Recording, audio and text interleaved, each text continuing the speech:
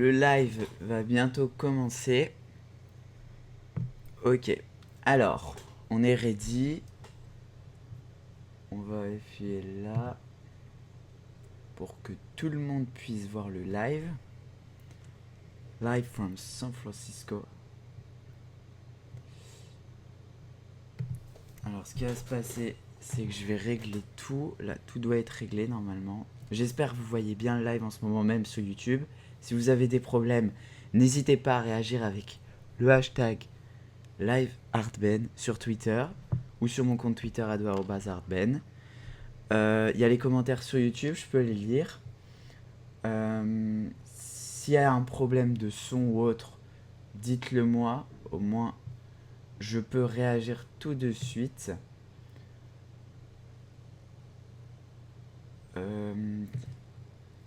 Alors, je vais regarder. Je vais avertir tout le monde que je suis en live.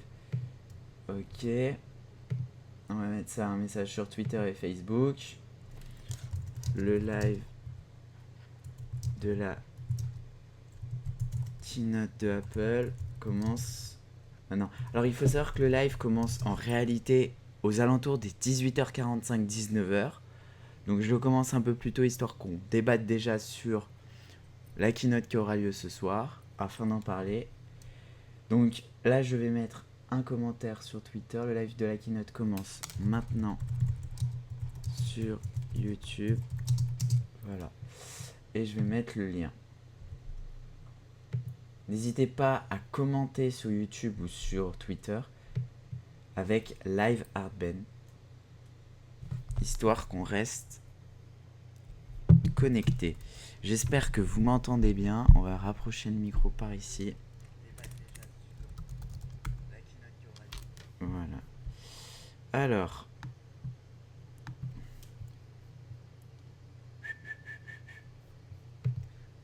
Pour l'instant, le live n'a pas commencé.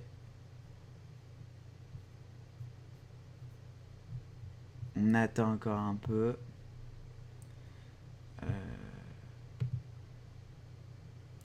Voilà.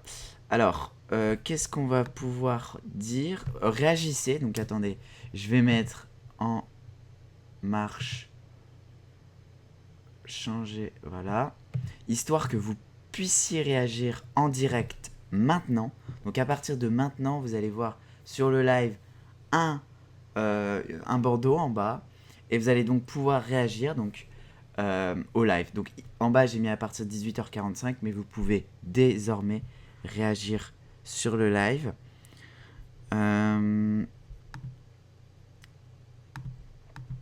Donc voilà. Donc là, pour l'instant, rien n'a commencé. Donc c'est un peu normal que je ne puisse pas trop parler et intervenir par rapport au live. À un moment donné, je vais intervenir sur le live. Pour l'instant, rien n'a commencé.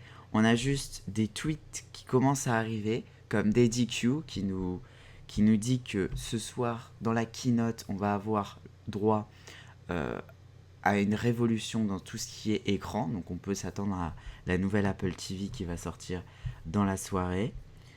Quoi d'autre on a pour l'instant, on a ça.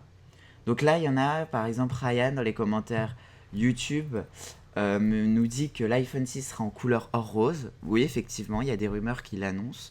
Donc c'est très probable que ce soir, Apple propose un iPhone or rose.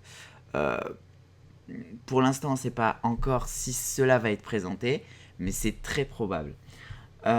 J'espère que tout le monde voit le live. N'hésitez pas à réagir en bas dans les commentaires avec le hashtag LiveArtben. Oui, quand le live va commencer, je vous préviens, je vais mettre l'écran en grand. Vous verrez même plus ma tête. Bon, ça vous arrangera. Au moins, vous pourrez voir le live. En plus, sur YouTube, c'est plus simple avec l'application sur iPhone. Vous pouvez vraiment bien voir le live. Et quand il y aura des choses que vous ne comprenez pas, je vous les expliquerai en direct. Si vous avez des questions, je réagirai directement avec vous. Au moins, vous serez vraiment au cœur du live et vous comprendrez tout ce qui se passe à San Francisco. Voilà. Donc pendant le live, je ne vais pas rester avec ma tête parce que vous ne voyez pas entièrement le live. À un moment, je vais vous montrer ce qui va se passer. Je vais mettre l'écran comme cela pour que vous voyez le live en plein écran.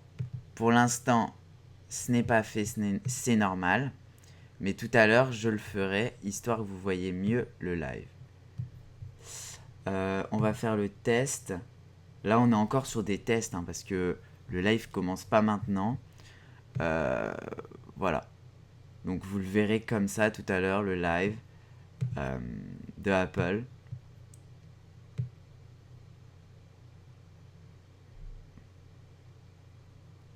Voilà. Donc là, on va revenir sur notre configuration initiale pour l'instant, le temps que le live commence. Et tout à l'heure, on ira un peu sur d'autres configurations. Voilà. Donc là, pour l'instant, j'espère que je gère bien le live.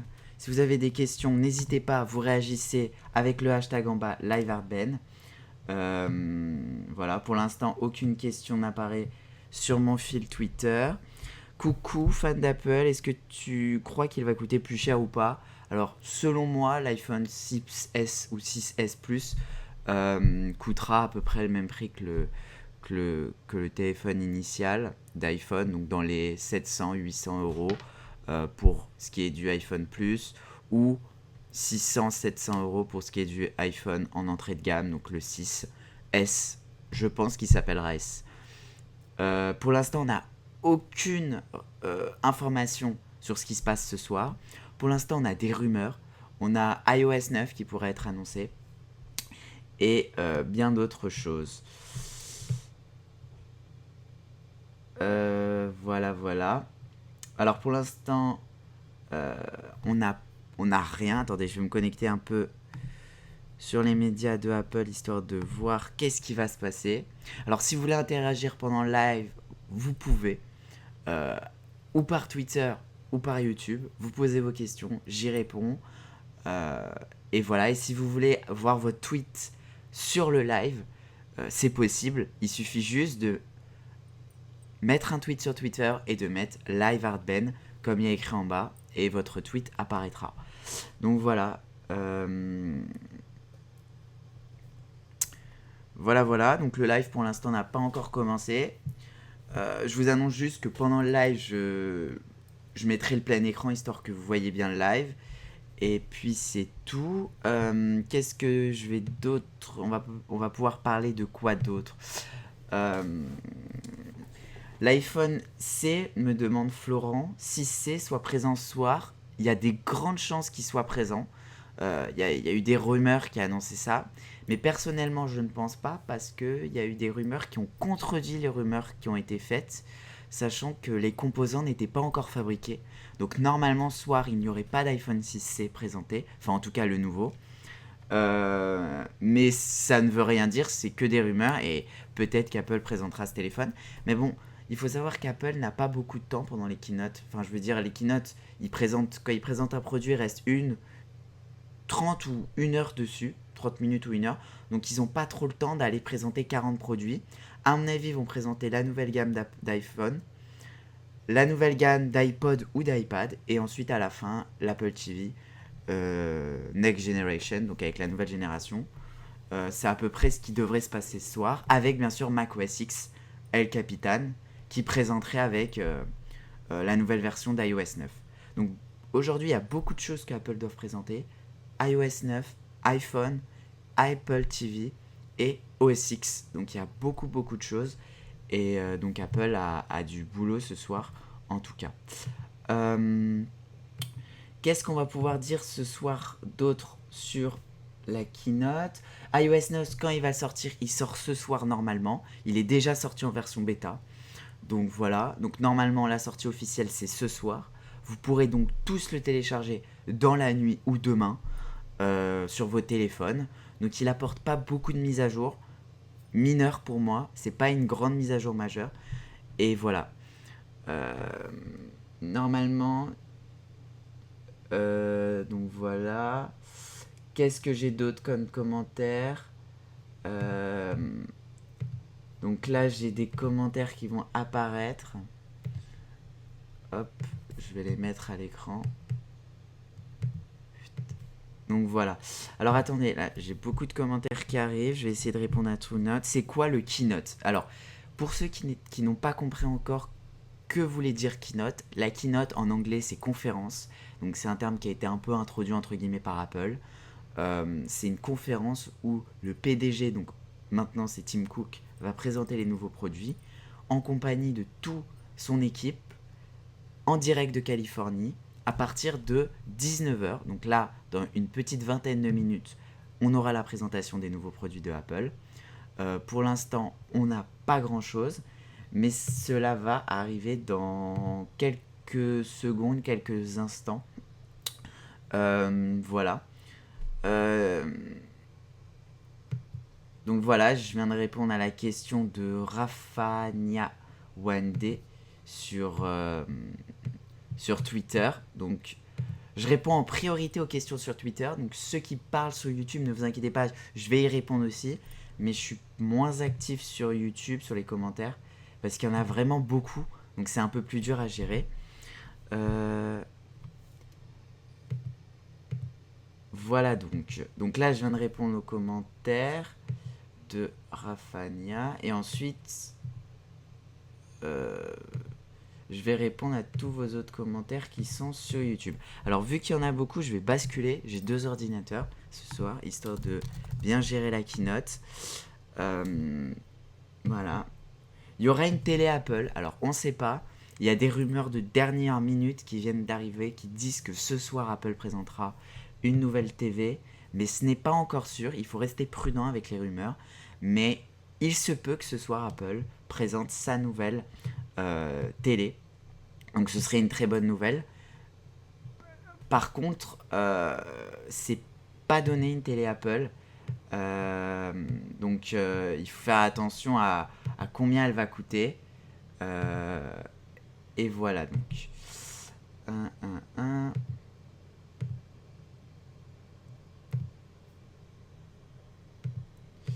Voilà. Alors, ensuite, salut mon petit geek. Bonjour à toi, Nipola. Donc là, je réponds aux questions sur Twitter en ce moment même. Elle se diffuse à l'écran, si tout se passe bien. C'est quoi la keynote? Donc je viens de y répondre tout à l'heure. Si vous avez d'autres questions, n'hésitez pas à les poser maintenant. Hashtag LiveArtBen. J'y réponds en live avant la keynote. Bonjour. Je voudrais savoir à quel prix aura le dernier iPhone. Donc comme je l'ai dit tout à l'heure, le prix du dernier iPhone devrait être aux alentours de 600-700 € pour l'iPhone 6S. Et pour le plus, donc le plus grand, qui est cette taille-là, hein, on devrait être aux alentours des 800-900 €, voire plus, à peu près avec les gigas que rapporte Apple. Donc là, j'ai d'autres commentaires qui arrivent. Et pour iPod Pro, on a des infos. Donc oui, ce soir, Apple devrait sortir son nouvel iPad. Donc un iPad un peu plus grand que l'iPad habituel, qui serait professionnel. Donc pour les pros, avec un écran un peu plus large. Donc ce serait vraiment pour les professionnels sur le terrain qui ont besoin d'un grand écran type ordinateur portable. Avec une tablette Apple, cela comblera leurs problèmes. Voilà, donc normalement un iPad Pro ce soir, on l'espère bien sûr. Voilà. Il y aura une TV Apple, nous demandera Fania. Donc on ne sait pas s'il y aura une télé Apple, ou une Apple TV, ou une télé Apple, ou les deux peut-être, on ne sait pas encore. On espère que ce soir, Apple sortira déjà l'Apple TV, et pourquoi pas comment dire, l'écran, hein, ou un nouvel écran 4K, pourquoi pas. Donc on a 2 autres questions. À quelle heure commence la keynote? Donc la keynote commence aux alentours des 19h heure française. Donc dans une quinzaine de minutes, on aura la keynote en live que je vais vous présenter. Pour l'instant, la keynote n'a pas commencé. On attend encore les dernières informations de Apple pour cette keynote qui va arriver dans quelques instants. Alors, d'autres questions. iOS ou iPhone. Donc, pour l'instant, on ne sait pas encore. iOS ou iPhone, excusez-moi. J'ai pas compris. Professeur Tig. Ta question est un peu pas très élaborée. On va partir sur une autre question. Donc si vous avez des questions sur YouTube, j'y réponds. Pour quand exactement Broken Man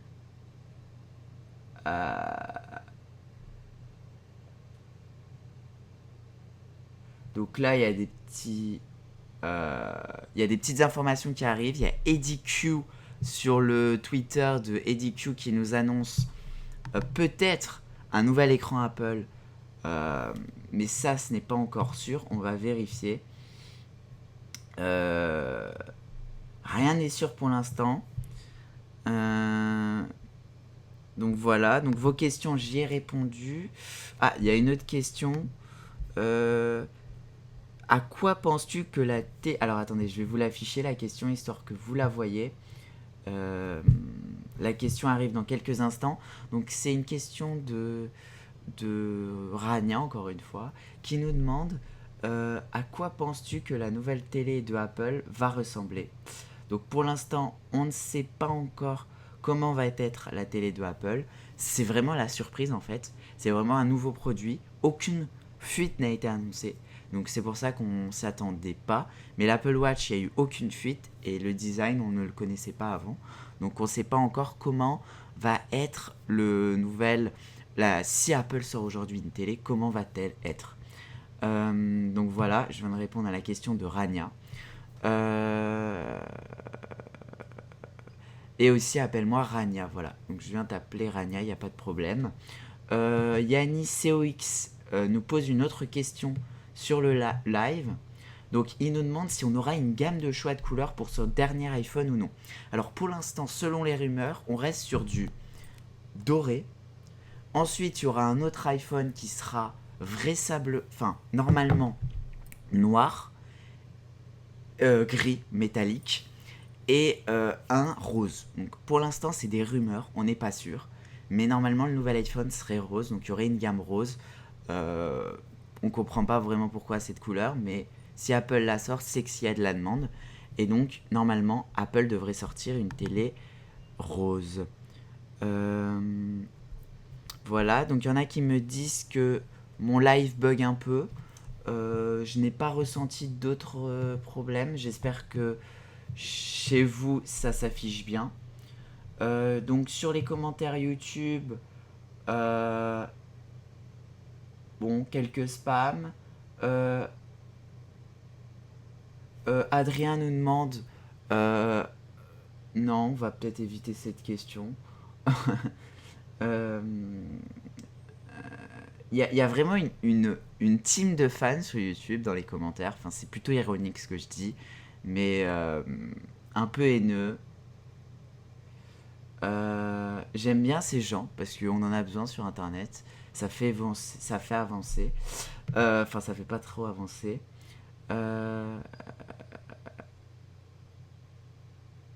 Voilà, donc pour l'instant, on n'a pas trop d'autres questions des internautes. Ah oui, on a une question de Zitreo. Donc, on va y répondre maintenant. Alors, je vais l'afficher en ligne. Alors, pourquoi elle ne veut pas s'afficher? On a un petit problème sur le live. Non. Voilà, elle s'affiche. Plutôt iPhone 5C, vert pomme, ou iPhone 5C gris sidéral. Donc, tu pourrais répondre à Zitreo. Je serais plutôt iPhone 6 sidéral, gris sidéral. Le vert, je trouve ça un peu bizarre pour un téléphone. Et après, on pourrait très bien changer la couleur avec une coque. Donc, vert, ça fait un peu... pour moi, j'aime pas trop. Je trouve ça un peu extravagant. Donc, je resterai plutôt sur un iPhone 6 gris sidéral. Voilà. Après, on va bloquer quelques personnes sur YouTube. histoire qui nous fasse pas. Voilà, donc Adrien, hein, Adrien qui est un spammeur professionnel. Donc bon, sa réputation à Paris, je sais pas où il habite, n'est pas très jolie. Euh, voilà, voilà. Euh, donc si vous avez d'autres questions, n'hésitez pas à réagir dans le live. Voilà, voilà. Merci à ceux qui m'annoncent que sur le live YouTube, il y a des spammers. On va petit à petit les bloquer. Et voilà, voilà. De toute manière, s'ils veulent faire ça, c'est leur problème. Moi, je suis plutôt sur le live Twitter. Donc, n'hésitez pas sur Twitter à m'envoyer des questions et j'y répondrai. Donc, avec Live Artben, on reste sur le Live Artben pour les questions.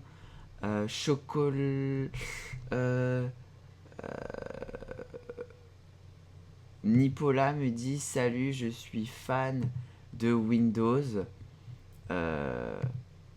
Mais bon, leur ordi, c'est pas ça. Effectivement, moi, je suis pas trop Windows. Donc bon, je peux pas trop vous avancer dessus. Mais Windows, contrairement à Mac, c'est pas la même situation d'OS. Donc c'est pas comparable. Mais bon.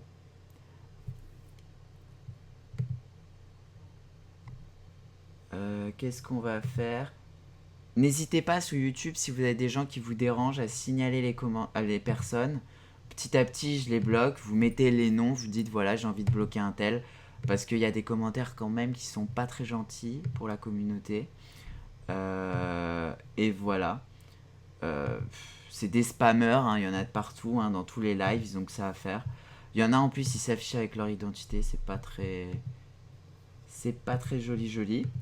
Voilà, on va continuer le live tranquillement. La keynote va bientôt commencer dans quelques instants. Le live démarre tranquillement.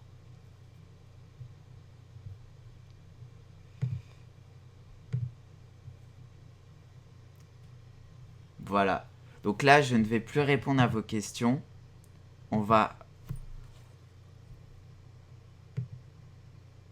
repasser sur le live.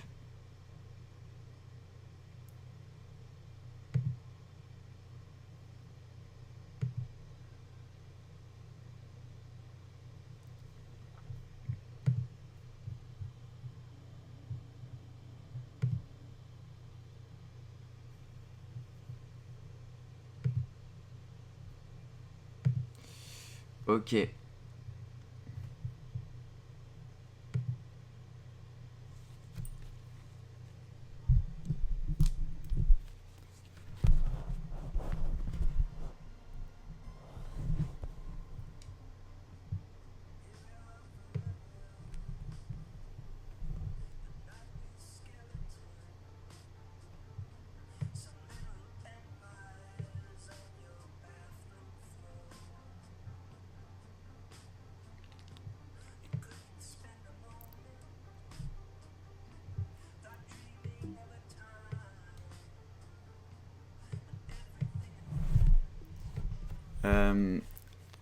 Le live commence dans quelques instants, donc restez en ligne.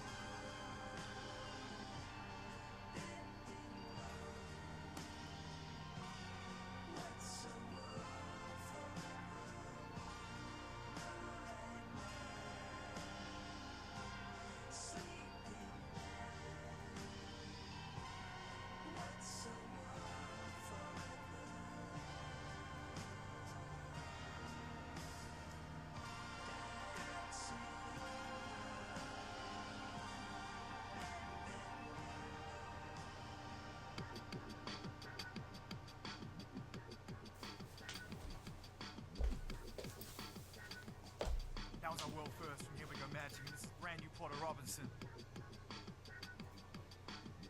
Broadcasting around the world in 100 countries on Apple Music Live. This is Zane Lowe from the West Coast of the world, and shouts to those in the auditorium as well.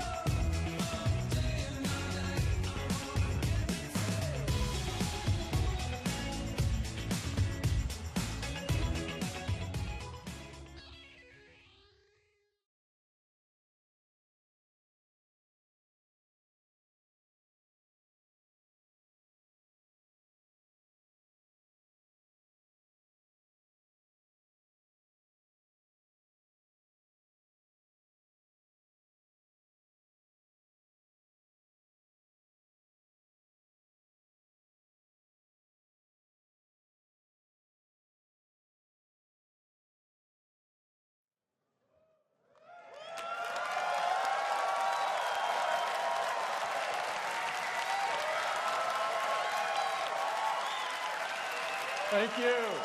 Thank you.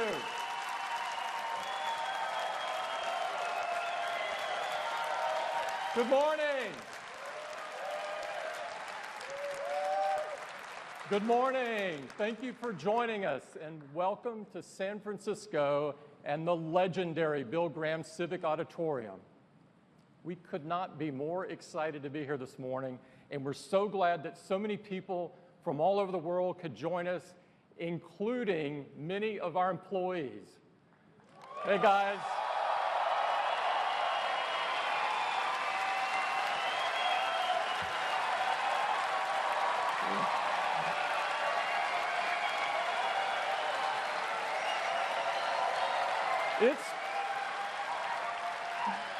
It's been an incredible year for Apple. We are really firing on all cylinders, and we are about to make some monster announcements across several of our product lines.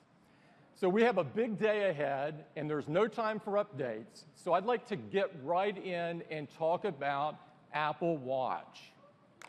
Yes. Just a few months ago, we made Apple Watch available to our customers around the world. It's already changing their daily lives, and they love using it. They love how quick and easy it is to respond and receive to messages and phone calls and notifications from their favorite apps.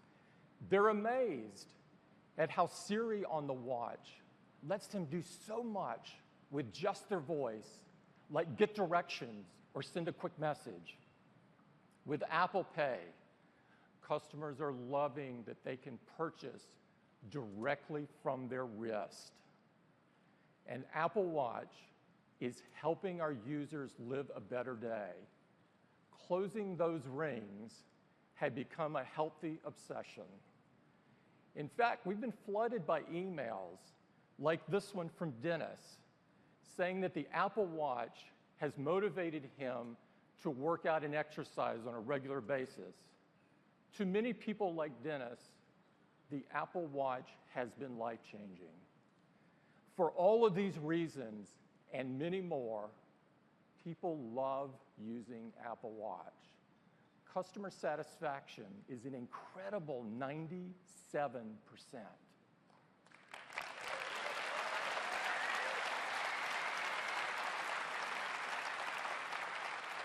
Now, despite just launching the watch a few months ago, we are on an incredible pace of innovation. And to tell you about where we're going next, I'd like to invite Jeff Williams to the stage. Jeff?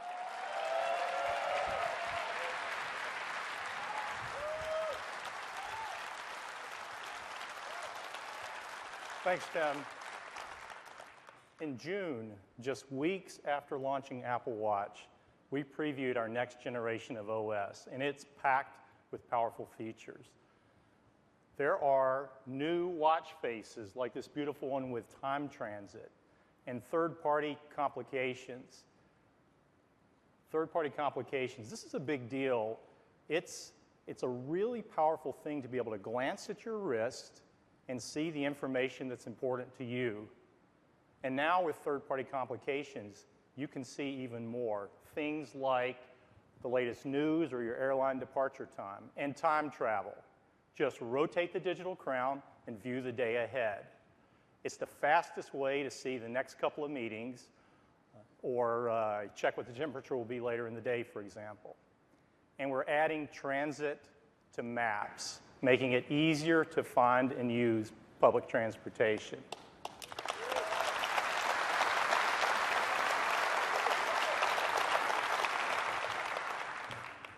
Now, in addition to these and other built-in features, developers have been hard at work. There are already over 10,000 watch apps on the App Store.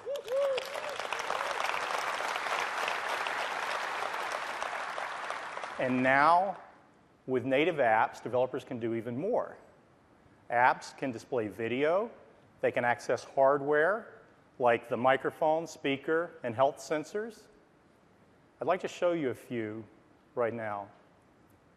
Facebook Messenger is coming to the watch. Facebook Messenger allows users to send text, send audio messages, and share their location right from their wrist. And iTranslate, one of my personal favorites. Just speak into the microphone and see and hear translations in over 90 languages. And GoPro. The wrist is an ideal location to control your GoPro. And now the app turns the watch into a viewfinder. No matter where your camera's mounted, you'll always know where it's pointed and you'll never miss that important shot. And then AirStrip. This is an app that is for physicians, and I think it's a great example of just how far developers can go with native apps.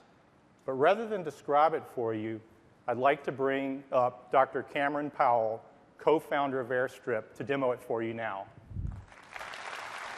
Thanks, Jeff. Joining me on stage is AirStrip co-founder Trey Moore. You know, AirStrip plays an important role in our country's healthcare system, leveraging the use of iPhone and iPad. But here comes another game changer for healthcare, Apple Watch. Let's start with a physician who's viewing his daily schedule, making rounds, and communicating with the team. Now, if I look at my watch face, I can see my next patient, I can notice their diagnosis, and I can actually time travel to see what's next. But let's see what happens if a nurse sends me a notification. Now, within the message itself, I can see the alert, the waveform snippet, vital signs, and the lab results. The reason that I can immediately see all of this relevant data is because once I have the watch on, I am securely authenticated until I take it off. Now let's go back and dig a little deeper on that waveform. I really want to know what's happening right now. Now, thank you.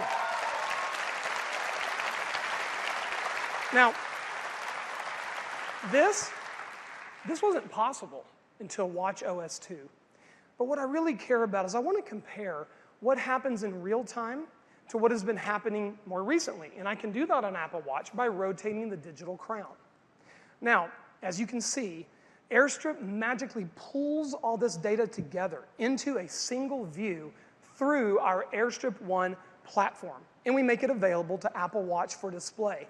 But what is so great is I can take action on what I see. Here, I can send a HIPAA-compliant, secure message to a member of the patient's care team. In this instance, I'm going to order a repeat ECG. Okay, we're going to switch gears. Let's talk about how AirStrip with Apple Watch will change how doctors communicate with their patients. Now, AirStrip has been used already to monitor over 3.5 million pregnant women in the hospital. But with our new product, Sense for Baby, we can now monitor these women at home leveraging Apple Watch. So here you see a message from a doctor to the pregnant patient at home asking her to begin monitoring her baby's heart with something called a non-stress test, or an NST.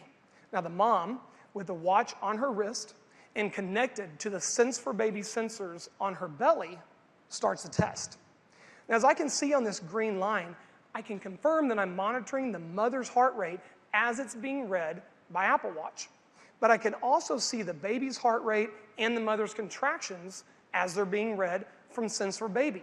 So finally I can differentiate between the mother's heart rate and the baby's heart rate, which has been a problem for many years with home monitoring. Now, while she's doing this test, she can actually listen to the baby's heart rate right on her wrist.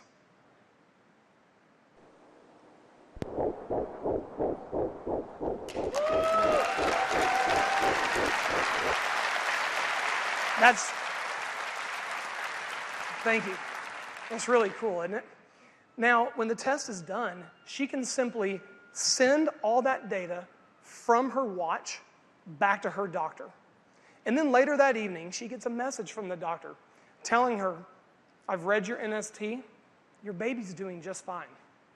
So AirStrip plus Apple Watch together will redefine how messaging and communication occurs in healthcare.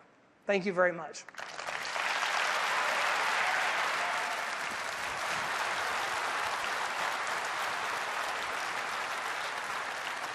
Isn't that great? Isn't that great? That's why we do what we do. That's why we do what we do. We think the power and potential of watchOS 2 is unlimited, and we can't wait to see what else developers do with it. I want to switch gears, and I want to talk a little bit about our collection. When we created Apple Watch, we knew it had to be an expression of your personal taste and style. And today, we're offering even more choice. We've been working with a company that we greatly admire on some new watches. This is a company that shares our commitment to excellence and craftsmanship, and that company is Hermes.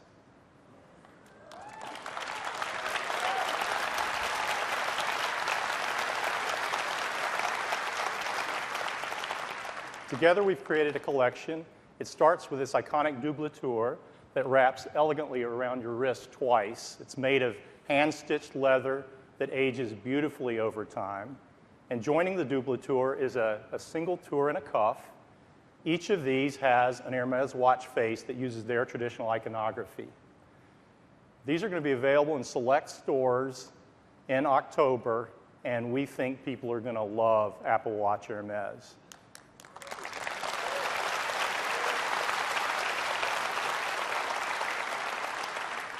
But that's not the only update to our lineup. We've been working on new models and new bands, and I'd like to show them to you now.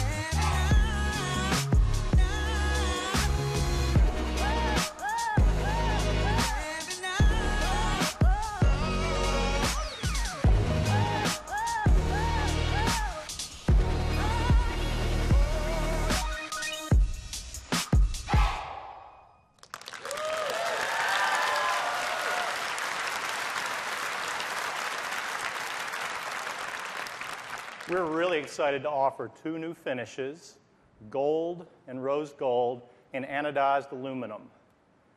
Now, these are going to come in both sizes, 38 and 42 millimeter, and they're paired with some bands and some fresh new colors. And they're available at the same price as the rest of the sport lineup. This adds a whole new dimension to the lineup. You actually just have to see them in person. They're really, really beautiful. We've also made some updates to our stainless collection. The space black stainless has been very popular, so we're now adding a model with a black sport band. And we've updated our classic leather with, it's now got a two-tone look, and it comes in black and saddle brown. It's really beautiful. And finally, we're offering a stainless steel case with a product red band. Not only does it look good, but a portion of the proceeds goes to the Global Fund to fight AIDS. I think you're going to love it. One of the things that people love about Apple Watch is the ease with which you can change the band and create a whole new look. And so we're adding a fall collection of new bands ranging from vibrant hues to more neutral tones. And when you pair these bands with different cases, you end up with some truly unique combinations. It's really nice. So that's our Apple Watch lineup.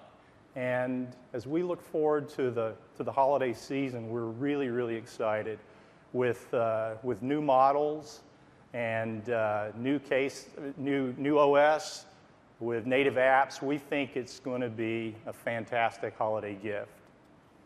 The new models that you saw are shipping today in these 24 countries, and watchOS 2 is available on September 16th. That's Apple Watch. I'll hand it back to Tim. Thanks, Jeff. It is amazing what kind of power that you now have on your wrist. It's really incredible, and we've got some great new looks. Next up is iPad. Yes, iPad. iPad is the clearest expression of our vision of the future of personal computing. A simple, multi-touch piece of glass that instantly transforms into virtually anything that you want it to be. In just 5 years, iPad has transformed the way we create, the way we learn, and the way we work. We're partnering with the world's leading enterprise companies, IBM and Cisco, to redefine and transform the way people work in the enterprise. As we've brought more and more capability and more power to the iPad, we've been amazed at the new and unexpected things that our customers have done with the iPad. So we asked ourselves, how could we take iPad even further? Today, we have the biggest news in iPad since the iPad.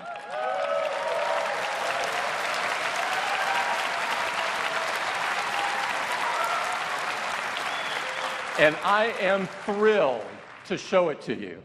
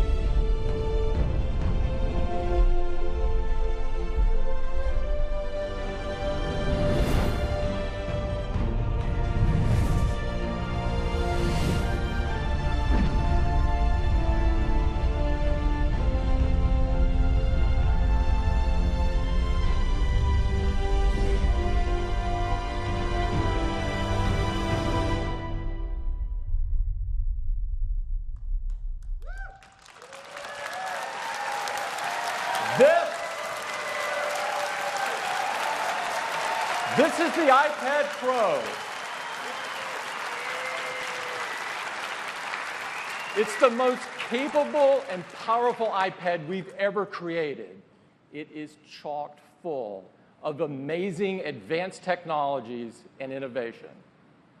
To tell you all about it, I'd like to invite Phil Schiller up. Phil? Thank you, Tim. Well, good morning, everyone.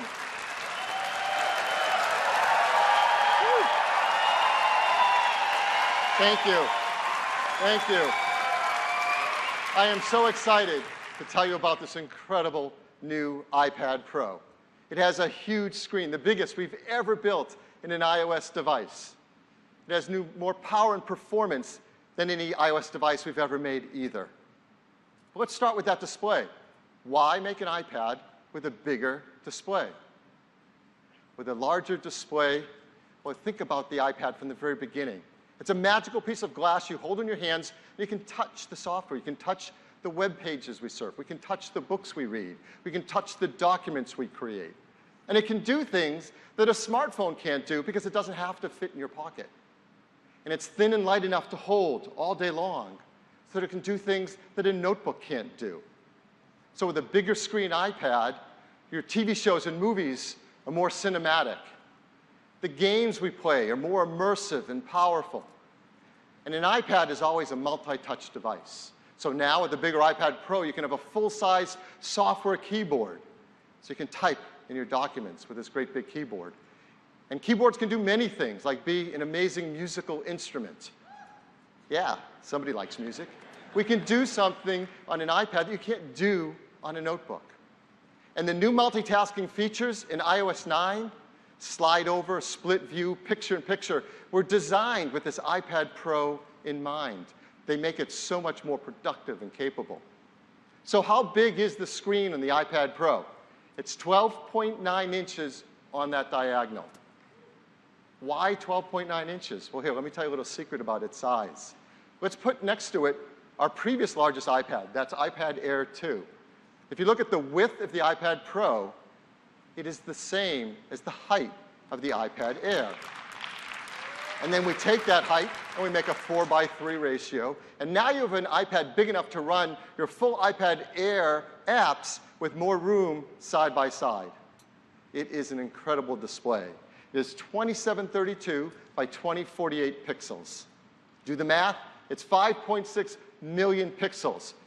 Far more than on any iOS device before. In fact, that's even more pixels than a 15-inch MacBook Pro with Retina display. It is a beautiful display.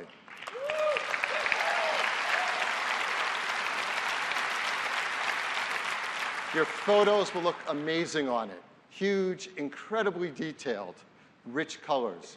Your documents will be full size with laser-sharp text. And I'll say it again, watching movies on it is incredible. It's an amazing experience. This is the most advanced display we have ever built. It took some incredible innovation in technology. For example, we used the technology that we created in the iMac with Retina 5K display and its timing controller to drive all those pixels quickly. We made it look beautiful with our photo alignment technique, which means it has great on-axis contrast ratio. It's made of the best oxide TFT material, which means we can light up the pixels quickly and have uniform color and brightness. And for the first time in an Apple display, it has a variable refresh rate. That means that if things aren't moving quickly on the display, we can slow it down and save energy. This is an amazing display. And inside it, something even more amazing, the chip that powers it. This is the new A9X chip. It's our third generation 64-bit chip. We've doubled bandwidth to memory. We've doubled the read and write performance to flash storage. It is so fast. How fast is it? The new A9X is 1.8 times faster than the A8X it replaces. This is desktop class performance.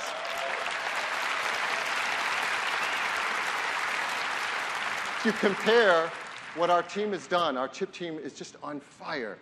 Over the last 5 years, they've grown performance in the iPad 22-fold for CPU tasks. And graphics tasks are even faster. We've doubled the performance of graphics over the A8X.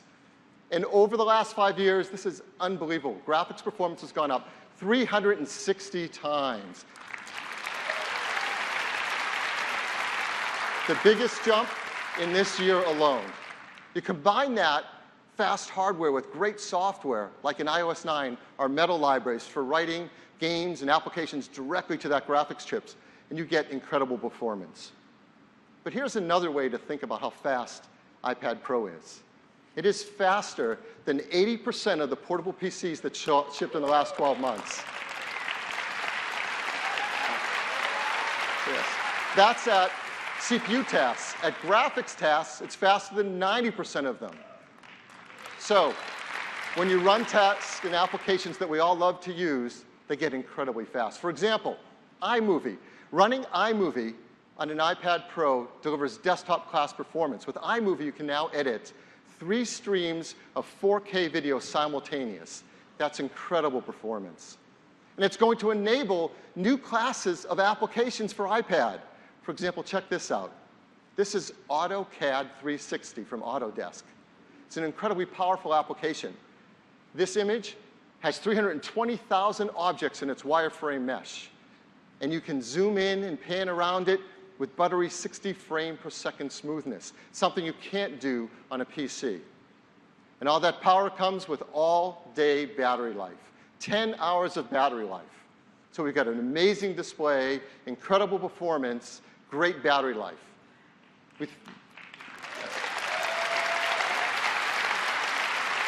So we thought this display deserves a great sound system. And so for the first time ever, in an Apple product, we now have a 4-speaker audio system. And it automatically balances the left and the right depending on how you're holding the iPad. And it balances the frequencies between the top and the bottom dynamically to create a beautiful stereo sound stage. And it puts out 3 times the audio volume of an iPad Air 2. You really have to listen to it. It's amazing. And that's packed into a device that's incredibly thin and light. Here's the iPad Pro. Let's bring in the iPad Air underneath it. And you can see they're both amazingly thin. The iPad Pro is just 6.9 millimeters thin. The iPad Air, 6.1. Very, very close. What about the weight of it? Well, here, let's bring in the original first iPad. It's kind of fun. They're both just around 1.5 pounds, which is unbelievable because the iPad Pro has a 78% larger screen area. It has 360 times more graphics power. It is thin and light enough to hold all day and powerful enough to take everywhere, whether you want to watch movies in the park or edit a film on location. This is an amazing iPad. But the story doesn't stop there. Let's go back to that software keyboard. It's a great keyboard. It dynamically changes as we use different applications. And it's how most of us will type on our iPad Pro. But because we're enabling applications not possible before in an iPad, sometimes you like the convenience of a physical keyboard. So we're very excited to tell you about a brand new accessory just for iPad Pro, and it's called the Smart Keyboard.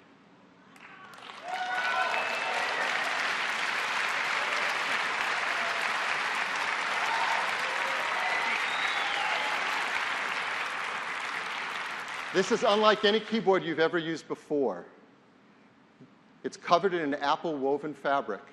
That fabric creates the cover, but also forms the structure and the feel of those keys. And they feel really great to type on. Inside is a new Apple dome switch that we pioneered with the Macbook. And it works beautifully in this great new smart keyboard. So how do you attach or connect this smart keyboard to your iPad Pro? Well, if you look closely, there are 3 new circles along the side of the iPad Pro. This is a brand new connector technology. We call it the Smart Connector. It carries power and data and connects magnetically to the smart keyboard. So when you want to attach your iPad to the keyboard, you just slide it on it. And the software in iOS 9 automatically adapts and changes because it knows you want to use the physical keyboard versus the soft keyboard. So that's the new smart keyboard designed specifically for the iPad Pro.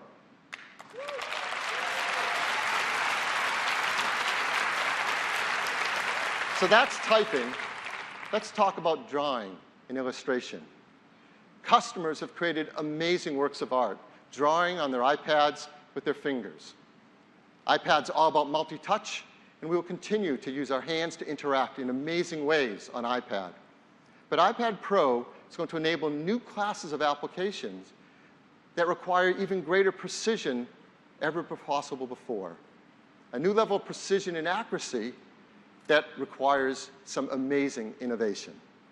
So we're so happy to introduce to you another brand new accessory specifically for iPad Pro. It looks like this.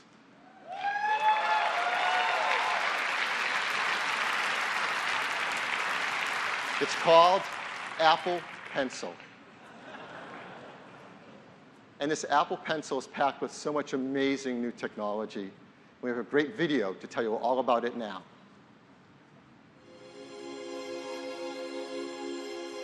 Touch, of course, is the primary method of interaction with iPad. To enhance what's possible with multi-touch and to allow for a new level of precision with iPad Pro, we've designed Apple Pencil.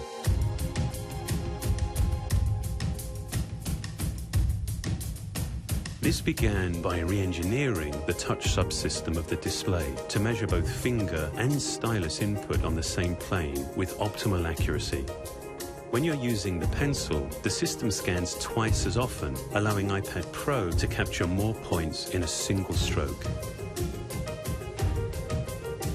Highly responsive sensors built into the tip of Apple Pencil work with the iPad Pro display to detect position, false, and tilt. With false data, you can press lightly to get a thin stroke or press harder to get a darker, bolder stroke. Signals emitted from two locations in the tip calculate the angle and orientation to produce broad or shaded strokes. Its unique tip signature allows it to be used simultaneously with your finger. And with incredibly low latency, it has a responsiveness that feels like a true writing or drawing instrument.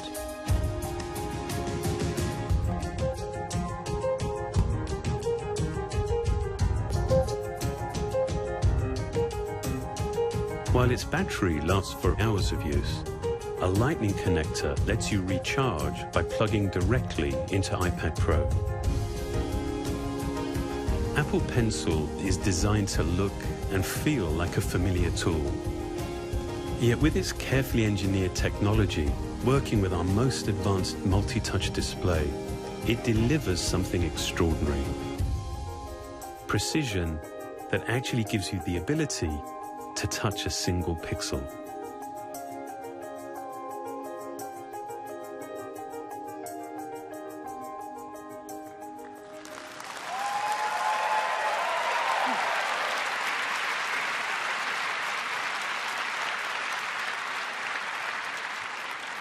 This Apple Pencil is absolutely amazing. And to get that level of low latency so it feels like you're drawing directly on the display took an incredible effort of collaboration between our hardware, software, and design teams. And they've done a remarkable job. And customers are going to feel it every time they use it. They can use it within built-in apps in iOS, like our new Notes app. You can draw a program directly with Apple Pencil. Or now with our new markup feature, when someone sends you an attachment, you can draw and mark up right on that attachment and send it on to them. You're going to see new applications from developers that have created features that take full advantage of this huge iPad Pro display, all its power, and most of all, Apple Pencil. Like Procreate, illustration and drawing application that just comes alive on iPad Pro. And applications we've not seen before, like this. It's called UMake, designed specifically for iPad and takes full advantage of that display and that incredible Apple Pencil. Well, Apple Pencil is one of the most advanced technologies we've ever created in a simple, beautiful form. And we've been lucky enough to have a few developers come in and take a look at the new iPad Pro and Apple Pencil and see what's possible with this incredible new technology. So we'd like to do a few demos. And to begin with, it would be great to have a developer come and show us what's possible with professional productivity. And who to know better about productivity than Microsoft? Yeah, these guys know. So I am extremely pleased to introduce Corporate Vice President from Microsoft Office, Kirk.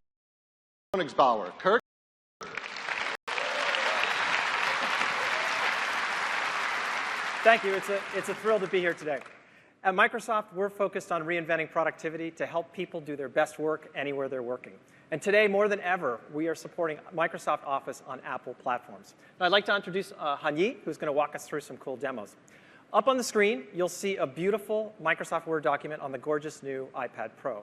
Now, with the Office iPad, we want to make it easy for anyone to create rich content and documents using touch. And so watch a quick example. And so watch a quick taps, take this table, add styles, and turn it into a really, really great document. Now, we want to extend this richness with a new iPad Pro with ink. So we can allow anyone to mark up and annotate their documents and collaborate with others. And so if you look underneath the ribbon, you'll see we have a variety of new pen tools. There's different pens and pencils. One's a highlighter. You see this fabulous new color wheel, so you can pick just the color that you want. And a new thickness control, so you can get the point that you need. Now watch as we can use the Apple Pencil and circle items in our document. We can strike through, we can add suggestions, and we can write in the margins. And you'll see it's also great for multilingual usage too. Now, because Office is built for teamwork, all of these changes are stored in the document itself and can be viewed on any Microsoft Office application on any device. Now, the next thing we want to do is add a chart to our document, and so we've started the chart in Excel. So we'll take advantage of iOS 9's multitasking capabilities. With a quick swipe, we can have both Word and Excel on the screen at the same time. Now, for Office, the document is king, so having these two applications side by side is a huge productivity boost and allows us to do things like copy and paste this chart that you see and put it into Microsoft Word.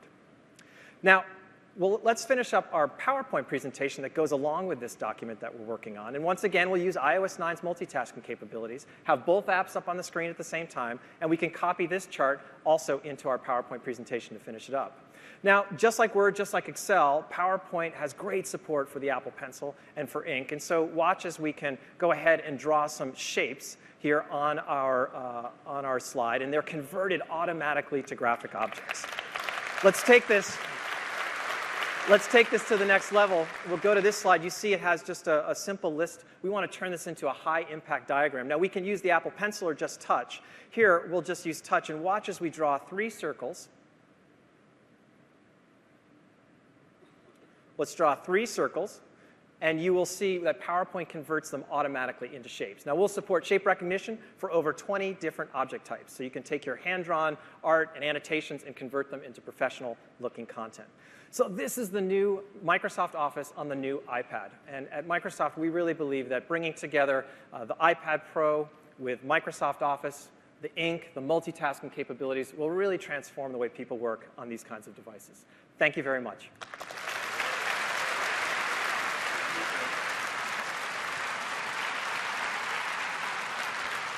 Next, we'd like to see what it's like for creative professionals to use iPad Pro in their workflow.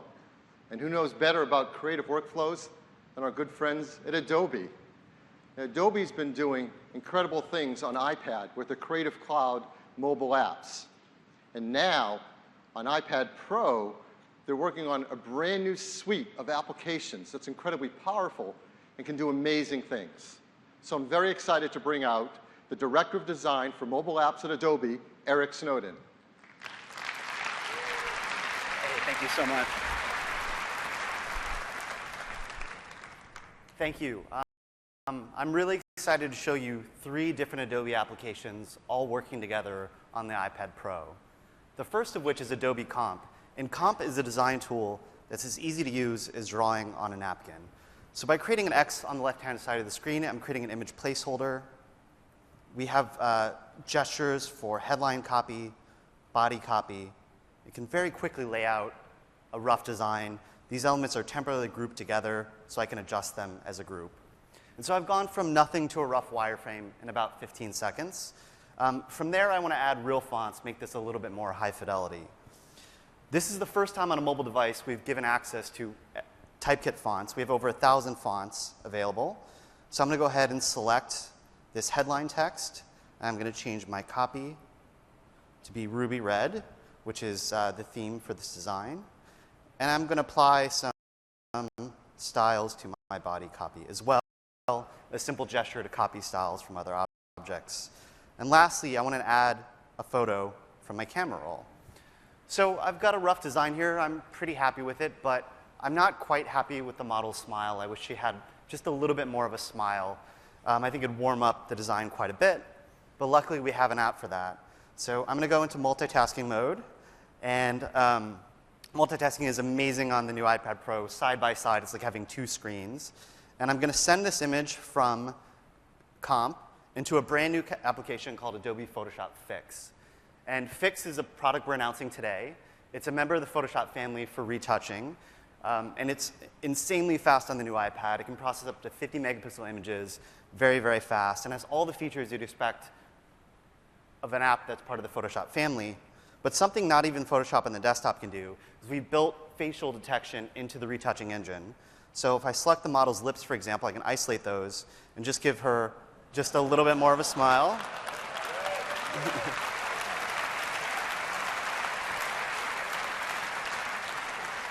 And then I can send that change back to Comp.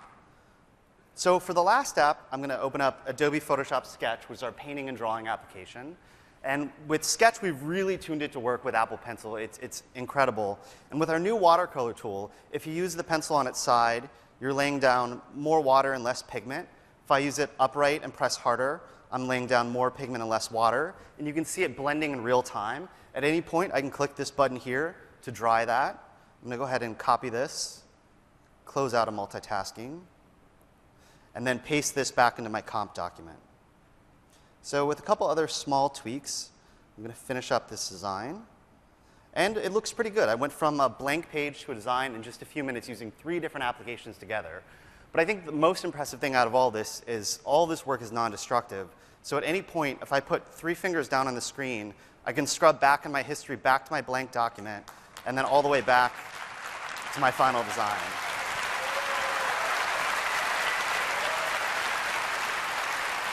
So you never have to worry about making a mistake or losing your work. It's all safe here. So that was Adobe Comp, Photoshop Fix, and Photoshop Sketch. And at Adobe, we're making tools that are powerful enough for professionals and easy enough for anyone to use. This workflow is only available on the iPad and will be shipping in October. Thank you. Thank you. For the last demo, we wanted to show you something that really requires the incredible performance of graphics for the iPad Pro and an application that's pretty amazing. It's an application that helps to visualize human anatomy in a patients and students in medical school. And to show you this, I'm excited to bring up the head of design at 3D for Medical, Irene Walsh. Irene? Thank you. In the average medical consultation, the patient is with the doctor for just 7 minutes, and they only recall 14% of the information they receive. At 3D for Medical, we believe that clear understanding between doctors and patients leads to better healthcare, and ultimately to better patient outcomes. I'm excited to show you how with the new iPad Pro, our Complete Anatomy series has bridged that communication gap. So let's imagine I'm a doctor. I'm speaking with my patient about their injured knee. I can zoom right into the knee area to show them more about the bones that work here. The incredible CPU and increased memory of the new iPad Pro mean that I'm now seeing these textures at double the resolution of previous versions. And with the poly count of our mesh also doubled, I'm experiencing new levels of medical accuracy. Now let's turn on some muscles, and we can see how they interact with the skeleton to create movement. The quadriceps you see here are being animated in real time at 60 frames per second. Just imagine how groundbreaking this will be for physical therapy patients in understanding and visualizing their treatments.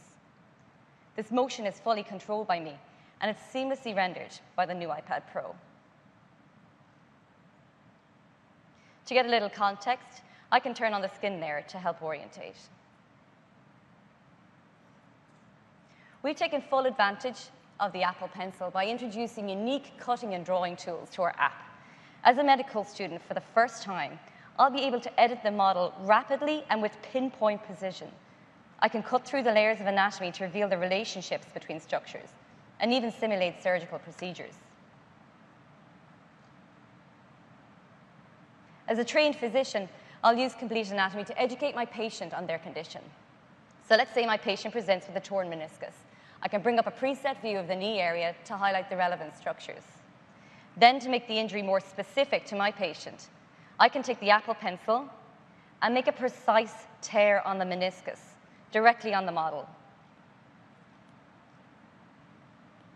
I can then show my patient their particular injury in 3D. Using the pressure-sensitive technology, I can model the effects of arthritis, varying the size and the frequency of bone spurs according to the force that I apply.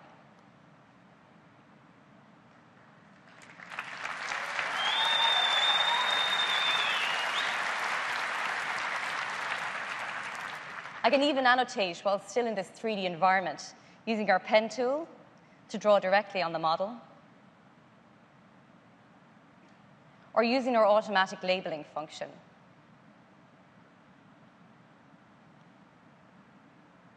What's really great about this is that I can actually share this exact 3D model with my patient, and record a consultation for them to refer to in complete anatomy on their own iPad. We believe that the new iPad Pro and our Complete Anatomy series will transform the way doctors and patients communicate, increasing medical understanding and improving patient care from remote villages to the top hospitals and universities in the world. Thank you.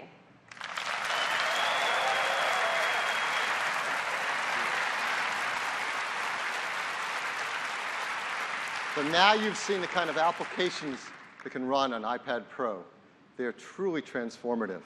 This is the most advanced iPad we've made by a long shot. It's a 12.9-inch Retina display. It's our A9X, third generation 64-bit chip. It has, for the first time, a 4-speaker audio system. Full all-day, 10-hour battery life. It has an 8-megapixel iSight camera. It has a FaceTime HD camera.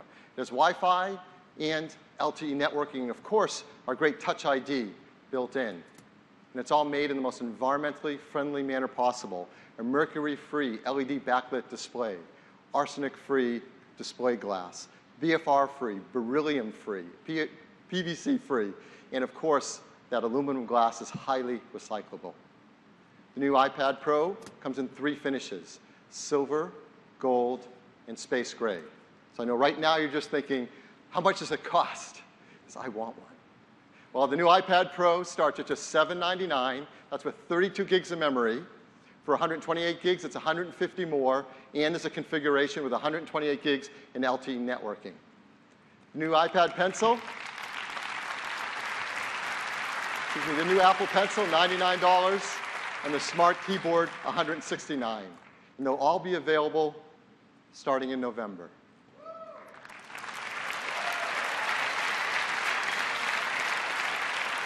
There has never been a product anything like iPad Pro before. We're so excited about it that we've created a video to tell you a little bit more about it.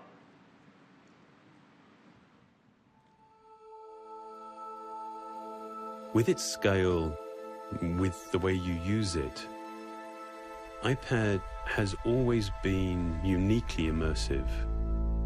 To amplify this, to put it on a much larger scale, we designed iPad Pro.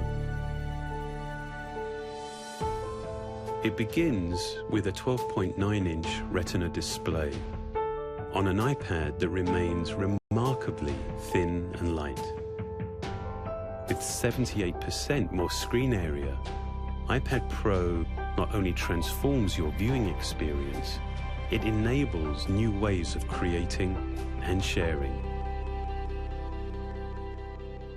To give multi-touch a greater level of precision, we completely re-engineered the touch subsystem, increasing the sensitivity of the sensors and doubling the touch refresh rate.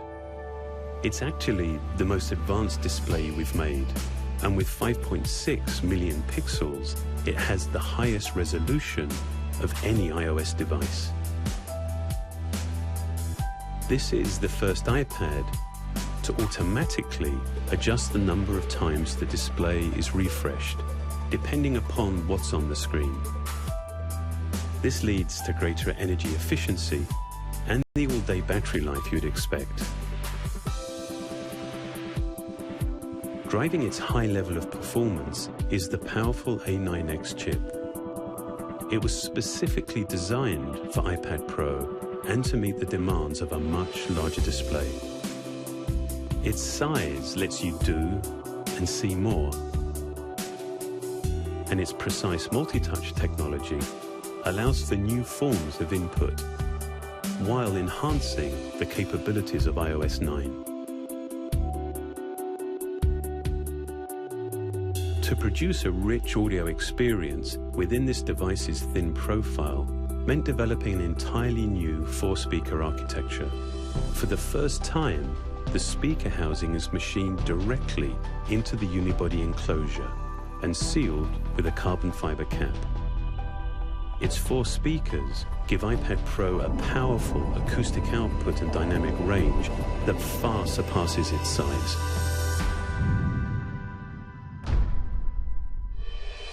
With people using iPad in more and in different ways, we wanted to enhance its flexibility, To do this, we've developed a new technology. Its magnetic contacts relay both power and data bidirectionally. So you can easily connect compatible accessories without the need for Bluetooth or batteries. iPad Pro enables tools and interactions that just haven't been possible before. iPad continues to transform the way we do things.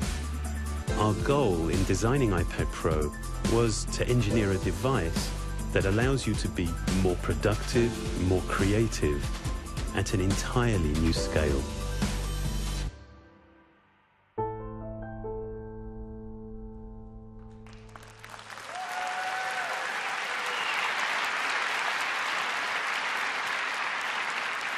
Well, that is the new iPad Pro, and we could not be more excited about it. It's the flagship in our iPad line. And starting today, this is what the iPad line looks like.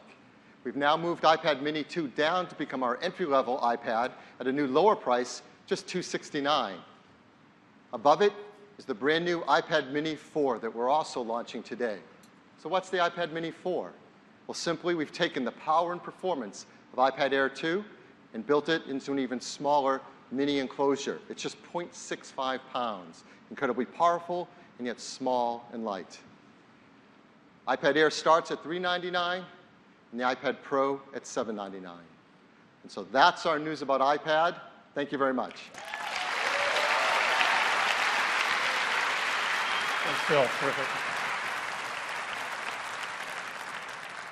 This iPad Pro is really amazing, and we can't wait to see what our developers and customers do with it. Next up, I'd like to talk about an even larger screen, and that is your TV.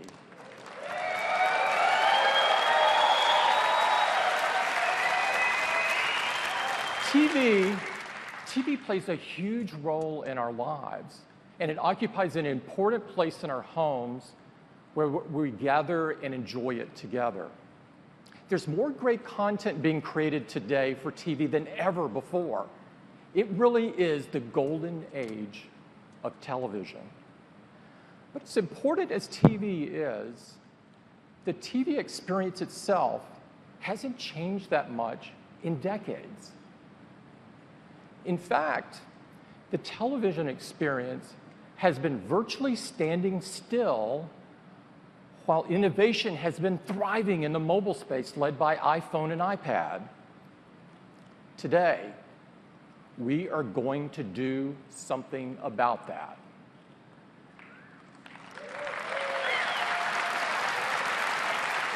And it starts with a vision, and our vision for TV is simple and perhaps a little provocative. We believe the future of television is apps. In fact, this transition has already begun.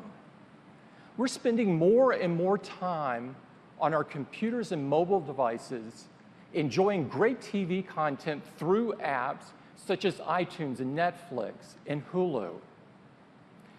Over 60% of the paid TV streaming video is consumed on an Apple device, and all of this is consumed through an app. And when you experience TV in this way through an app, you realize just how much better it can be. Now, you can search for what you want. You can watch it when and where you want.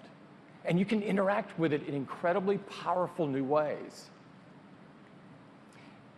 To deliver on this vision, we need a new foundation for TV, one that's built on powerful hardware, that runs a modern operating system, that provides a new user experience that's fun and easy to use, that has powerful tools and APIs so developers can create apps that are amazing just like in the mobile space.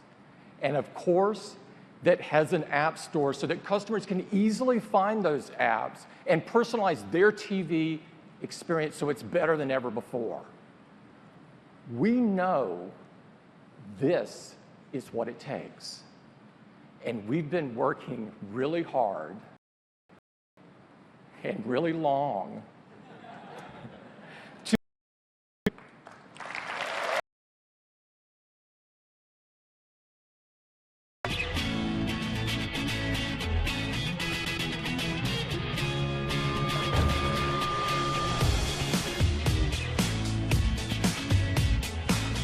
Girls? New girl. Show me family movies. Animated only. Just the new ones.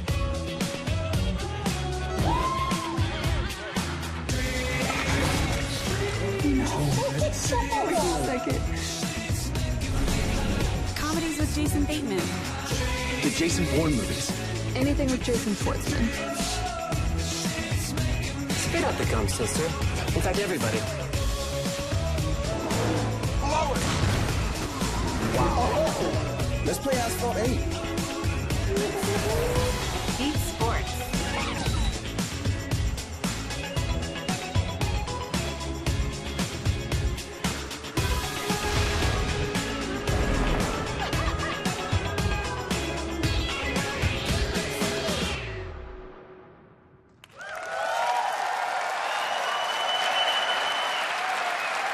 This is the new Apple TV, and we believe it is the future of television. To tell you all about it, I'd like to invite my colleague, Eddie Q. Eddie? Thanks. Thanks.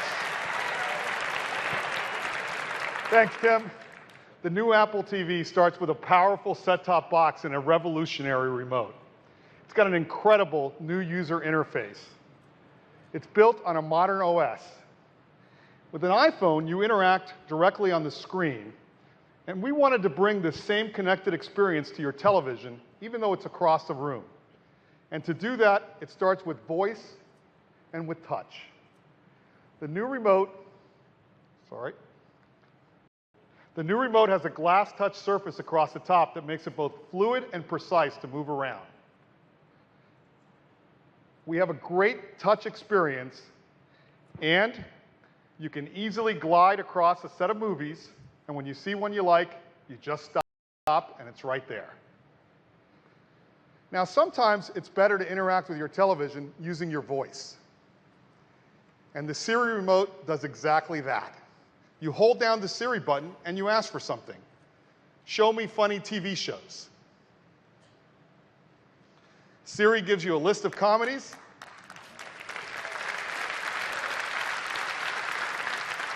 Sorted by popularity, and it comes out layered right on top so you don't lose your place. And when you see a show you like, you tap and you get all of the details. Seasons, episodes, and all of the screens have been redesigned. They look beautiful and they focus on the content. Now today, when you're looking for a particular TV show or movie, you have to search and open each and every app to see which one has it. Well, with Siri, it'll search across multiple content apps and give you all your viewing options on a single screen.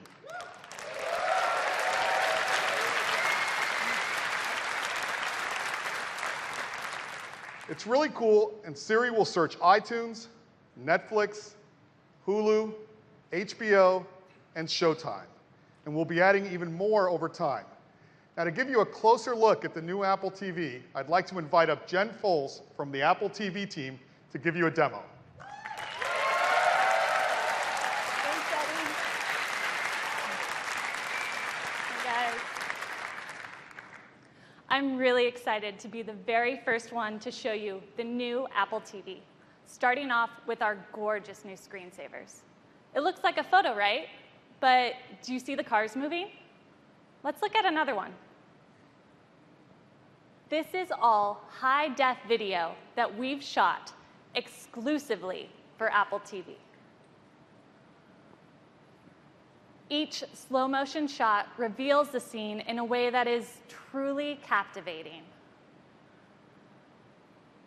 We've included some stunning locations from around the world, and Apple TV will automatically play just the day or night shots, depending on your time of day.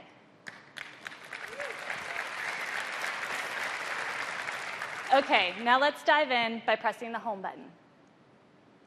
So here I am on the home screen. I have access to movies and TV shows on iTunes. One of the great new things on Apple TV is the App Store. Of course, I have access to my photos, and we've added Apple Music. Now, Eddie talked about the fantastic new ways to interact with Apple TV. And with touch, I can just swipe across my apps. I can swipe up to top movies and notice the 3D effect on the artwork as I move around. It's easy to swipe one by one, or a quick swipe to go all the way across. It's fast and fluid. The movie poster follows the movement of my thumb on the remote. Really makes it come to life. Now, the other great way to interact with Apple TV is with my voice. And with Siri, it's easy to find exactly what I want to watch, like when my favorite actor makes a guest appearance in a TV show. Show that Modern Family episode with Edward Norton. Siri takes me right to the Modern Family page with the episode I was looking for already selected.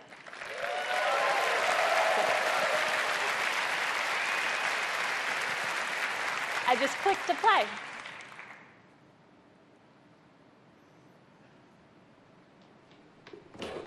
Fix that step. Now, touch also makes it really easy to move through the show. I just click and swipe. Let's see if we can find Edward Norton's cameo.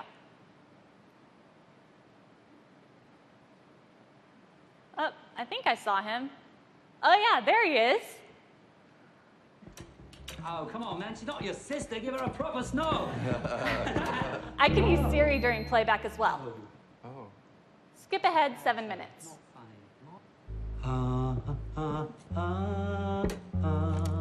The year was 1991. And America for those was times immersed when I just missed what was said, what did she say? Siri will skip back 15 seconds and temporarily turn on the captions. So cool.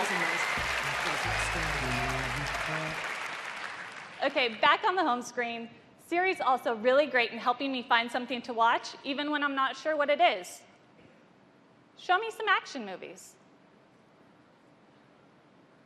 Okay, this looks good. I really like Skyfall. How about a Bond film? The James Bond ones. I'm in the mood for a classic. Just the ones with Sean Connery. With Siri, cool. With Siri, I can easily filter my search based on cast, director, date, even age rating. Speaking of which, my niece is coming to visit, and I don't even know where to start, so let's see what Siri suggests. What are some new movies that are good to watch with kids? All right, great. Paddington looks good. When I click on the movie, I'm taken to this beautiful full-screen view. It has all of the important details right up front, including where the movie's available from. Let's play it.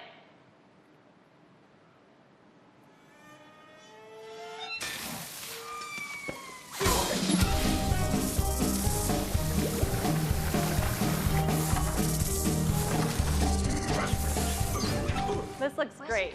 Now, touch also lets us eliminate many buttons and menus. I can just rest my thumb on the remote to see where I am in the movie and swipe down to get quick access to info and other settings. Just swipe up when I'm done. I can ask Siri information about the movie, too. Who stars in this? Siri will answer on the bottom of the screen to avoid disrupting what I'm watching. It's great for getting in-the-moment info like sports scores. How did the San Francisco Giants do yesterday? Yes.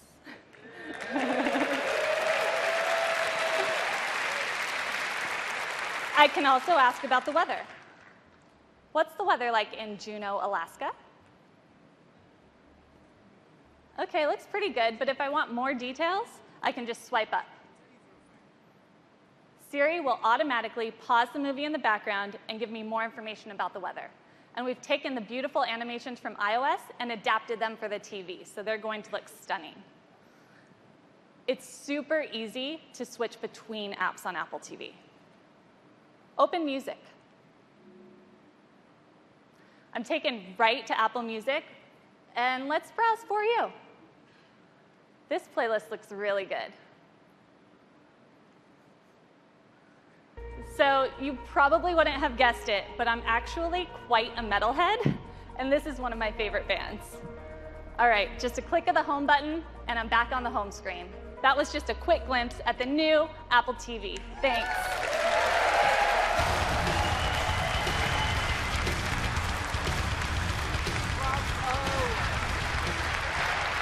Thanks, Jen. That was incredible. The new Apple TV is so much fun to use. Now, you also have access to all of the great content on the existing Apple TV, but we've redesigned all of our apps. iTunes Movies, iTunes TV, and we've even brought Apple Music to the big screen with over 30 million songs.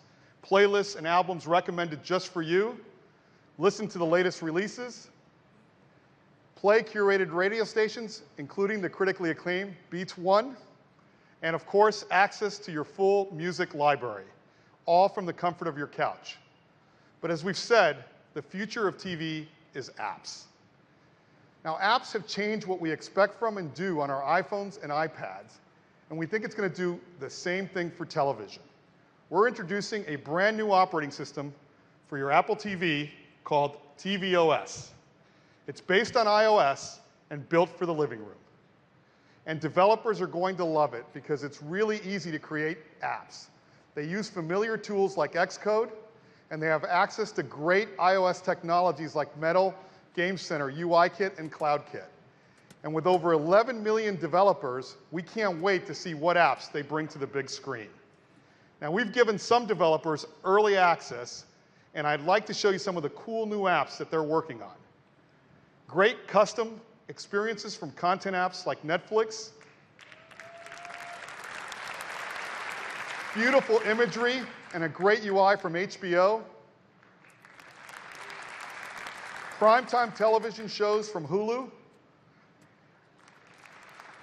Incredible games like Galaxy on Fire, Rayman Adventures, and even games that have only been available on consoles, like the new Disney Star Wars game called Disney Infinity, one of my personal favorites. Activision is bringing the new Guitar Hero to Apple TV. Shadowmatic. This is an imaginative puzzle game that's been a huge hit on iOS. We've got engaging apps for kids, like Play Kids. Zova, a fitness app that works with your Apple Watch. Madefire, a whole new way to enjoy your comic books. And you can even sit your whole family around the TV and plan your next vacation with Airbnb. And when you're looking for a new home, Zillow. Now, I'd like to give you some live demos of a few new apps. And first up, I'd like to invite up Andy Sum from Hipster Whale. Thanks, Eddie. Crossy Road is an endless arcade hopper that's been downloaded over 40 million times on iOS. 3 months ago, we received an Apple Design Award, and as a small indie studio from Melbourne, we're thrilled to be able to bring our game to the living room. We're super excited to be here today to show all of you for the first time just how much fun it is to play Crossy Road on the new Apple TV. The new remote allows for natural controls as Tom swipes to hop left and right and clicks to jump forward. This gives you the precision to dodge cars, leap across logs, and even hop past fast-moving trains. Go, Tom, go.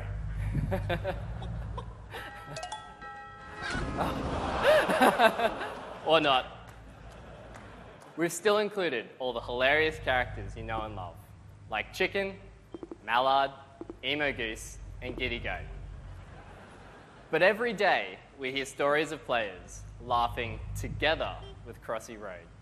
So today, exclusively on the new Apple TV, we're announcing multiplayer. Now, you can truly play Crossy Road with family and friends. I'll join Tom now, playing as my favorite character, the Mallard. Thanks. we've created a simple and easy way for anyone with an iPhone or iPad to jump right into the action in this new multiplayer mode. Oops.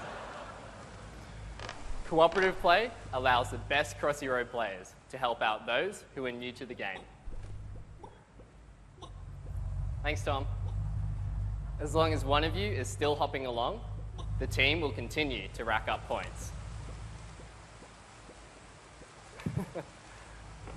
Now, cooperative play is a lot of fun, but we've all got a competitive side.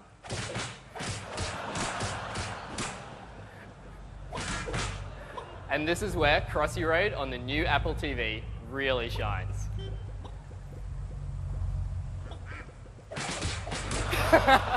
Come on, mate.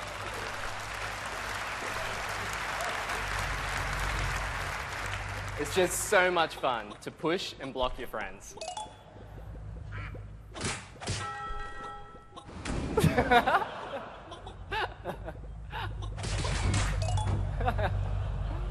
So whether you're playing the classic single player, cooperatively, or competitively, we really think you're going to love Crossy Road in your living room. And it will be available when the new Apple TV is out. Thank you.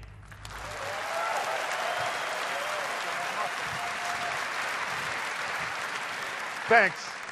It's great to see a classic iOS game now on your Apple TV. Now I'd like to turn to a whole brand new game, and I'd like to invite up John Carter from Harmonix. Thanks, Eddie. Good morning. With Rock Band, Harmonix brought music games to living rooms around the world. Now, Apple TV has allowed us to mix music with another passion the whole family can share. With me is Mike Fitzgerald, and on behalf of the team, we are thrilled to introduce Beat Sports, a collection of games for the whole family designed specifically and exclusively for Apple TV.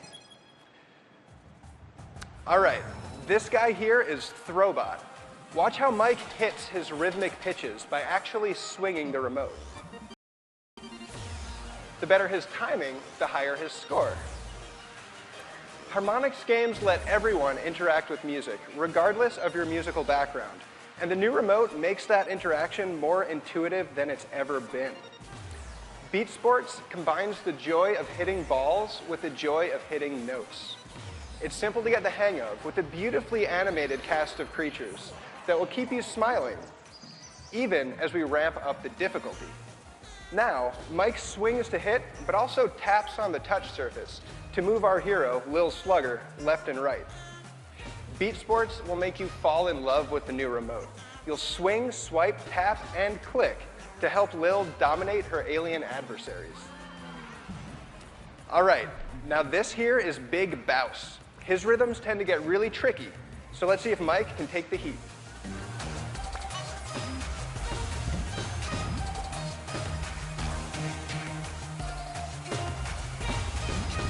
All right, so far so good. Keep up that streak, Mike.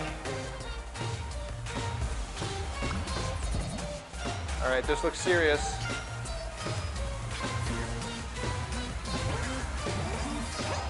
Haha! Take that, Big Bouse. And the crowd goes wild. So that looked like a pretty solid showing to me, but let's see how Mike's performance actually rates. A gold medal. Have you played this before? As we all know, music games are the most fun when you play with friends. So we've made sure to include support for up to 4 simultaneous players. As long as you have an iPhone or an iPod Touch, you'll be able to drop right in and join the fun. We can't wait to share Beat Sports with you on day 1, only on Apple TV. Thank you.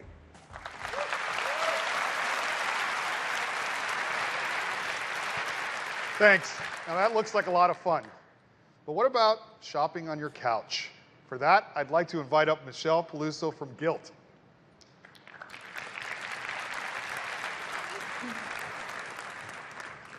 Gilt is the go-to destination for stylish shoppers around the world. Every day, we give our more than 9 million members insider access to top fashion deals at up to 70% off. And Apple customers love Gilt. 80% of our mobile sales come from iOS devices, which is a huge testament to Apple and the amazing platform they've created. Now, fashion is visual and it's social, which is why we're so excited to bring guilt to your living room on the new Apple TV. Let's take a look. My family and I have a wedding to go to, and all of us need to be outfitted. And now, with the new Apple TV, we can do that together from the comfort of our own home. Let's start with my husband, Mark, because even he likes to shop if it means we don't have to spend the weekend at the mall. This new season, new style sale looks promising. As we select to see more detail, look how seamless it is to swipe across these stylish options. For the first time and exclusive to the new Apple TV experience, you can have your own virtual fashion show right from home. Now, Mark and I love this John Varvatos sport coat, so as we selected to see more detail, not only is it a great price off retail, but look at these images. We can take full advantage of Gilt's high-resolution photography and show the silhouette of the jacket, how you might want to style it, and most of all, the detail, including this cool leather trim around the cuff with a zigzag stitching. Mark and I quickly decide to buy, and with a simple buy now, the jacket is his. Now, while I'm off daydreaming about how fabulous Mark is going to look, our daughter, Auden Grace, rightly prompts to see what she can wear to the wedding. Let's check out the fall festive party dress sale. Again, gorgeous, lifelike imagery. Auden and her brother Cole think this pink Kate Spade dress would be perfect for her. And now with the new Apple TV remote, we can click play and preview the details without having to go to the product page. Auden loves the cool rhinestones, and I love the fact that it's clean lines and an adorable Peter Pan collar. And once again, with a simple buy now, Mark and Auden are all set for the wedding. Apple's innovation has always been great for Gilt, helping us make shopping cooler, faster, and more exciting, and we believe the new Apple TV will make fashion from home even more compelling. We can't wait for you to experience Gilt from your living room on the new Apple TV. Thank you, and happy shopping.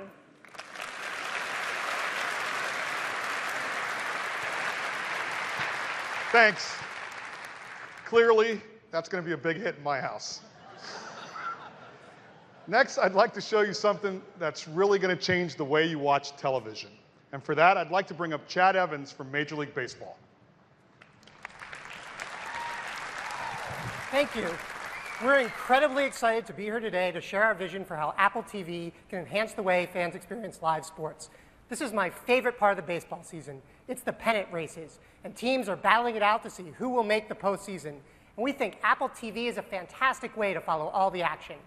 So imagine it's the last day of the regular season. When you first open at bat, we'll show you the full MLB TV schedule with all the live games right up front. But if you only want to watch the best plays, you can simply swipe right for highlights. So it looks like the Mets have a really big matchup against the Nationals. So let's watch that game now. As you can see, the picture's absolutely stunning. You're getting full HD video. And because of the power of Apple TV, we can now, for the first time, stream at an amazing 60 frames a second. But if you're a baseball fan, you really want stats. So with one click of your Apple TV remote, we can pull up a ton of live data synced to the TV broadcast. We can show you player stats and pitch tracking, the box score, highlights, and scores of all the other games. And with one click, you can go right back to full screen. So let's say you're watching the Mets, but over in the AL East, the Blue Jays are also trying to clinch the division title. Well, MLB TV can send you a look-in notification so you never miss a moment. And the best part is, when you open the notification, we can take you straight to split screen. So you can watch both games at the same time. All you have to do is swipe back and forth to change your focus. And of course, it's really easy to zoom in to watch the big play. This is a ball hit a long way to left.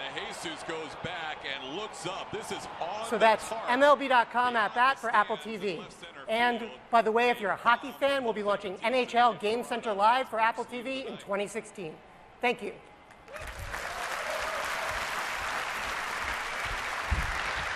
Thanks. That really shows you the power of Apple TV. You take a linear video, just a baseball game, and now you make it interactive. You get access to stats. You get notifications. You can switch games. You can watch multiple games at the same time. It's really, really great. And you'll be able to get all of these apps and more right on the App Store, right on your Apple TV. And the App Store is just as easy to use as it is on the iPhone. You've got top charts, views by categories, and beautiful product pages that show you screenshots and one tap to download. Now for developers, they can create universal apps. So a single purchase gives you the app on your iPhone, your iPad, and your Apple TV. And for games, you start playing a game on your iPhone, you get home and you start right where you left off, right on your television. It's really cool.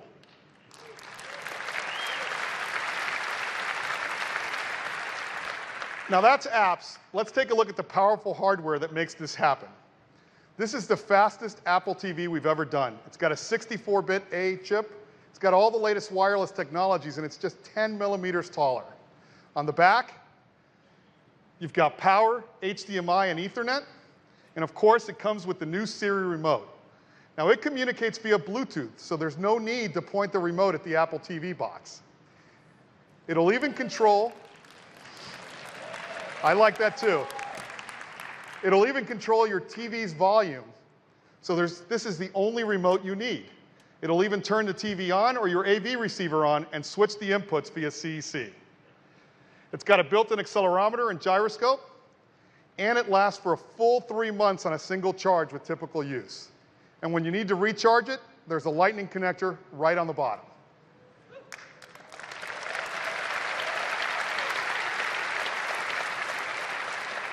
Apple TV comes in 2 models, 32 gigabytes of flash storage for $149, 64 gigabytes for $199, and it joins the existing Apple TV at $69.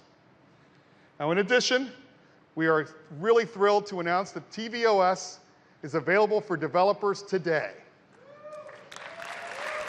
And it's great because they can start creating apps right now, and they'll even have access to all of the new hardware today. Customers will be able to get the new Apple TV starting in October, and it'll be available in over 80 countries and 100 countries by the end of the year. And that is the new Apple TV, the foundation for the future of television. Touch, Siri, great content, and incredible apps. We think you're really going to love it. Thank you, and I'd like to turn it back to Tim. Great. This is the future of television coming now. Next up is iPhone.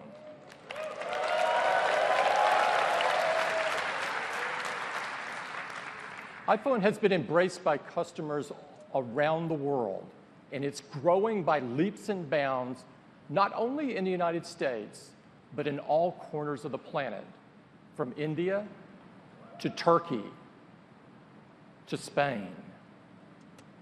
In fact, at a worldwide level last quarter, iPhone grew at 3.5 times the rest of the industry. This is truly remarkable. And in China, it's even more incredible. iPhone grew a stunning 75% versus the rest of the industry in decline. iPhone 6 and iPhone 6 Plus have been truly amazing. It's been a phenomenal year. iPhone 6 is the most popular iPhone ever. In fact, these are the most popular phones in the world. But more important to us, they are the most loved phones in the world, with customer satisfaction literally off the charts and far above any other phone. Thank you. Now, so how do you follow a success like this? I've got that question a few times. I am thrilled to show you the newest iPhones.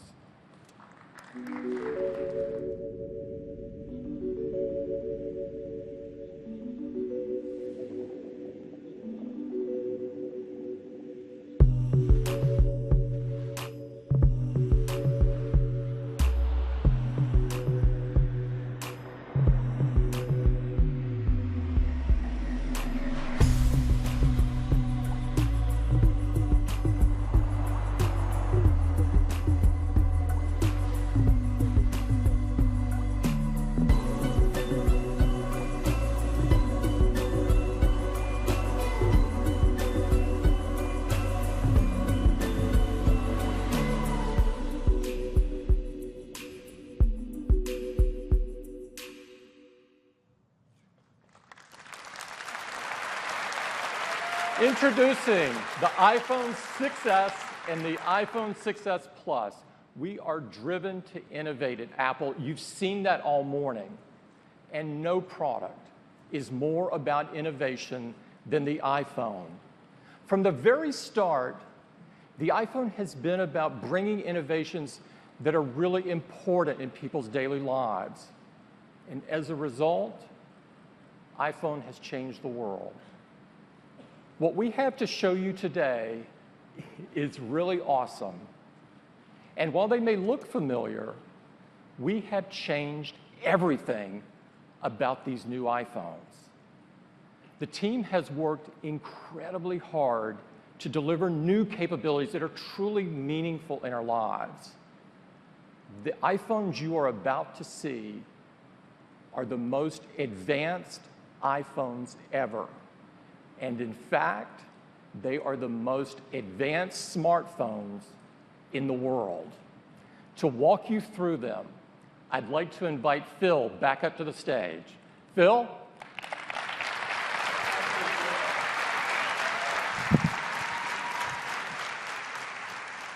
Well, I am truly honored to represent all of the incredible teams at Apple that have worked so hard on this product and be the one to present them to you now. Because these new iPhones are absolutely beautiful, the most incredible iPhones we've ever made. This is the brand new rose gold aluminum finish. And while it may look the same, this is an entirely new aluminum. It is an Apple custom alloy of 7000 series aluminum, the same alloys that are used in the aerospace industry.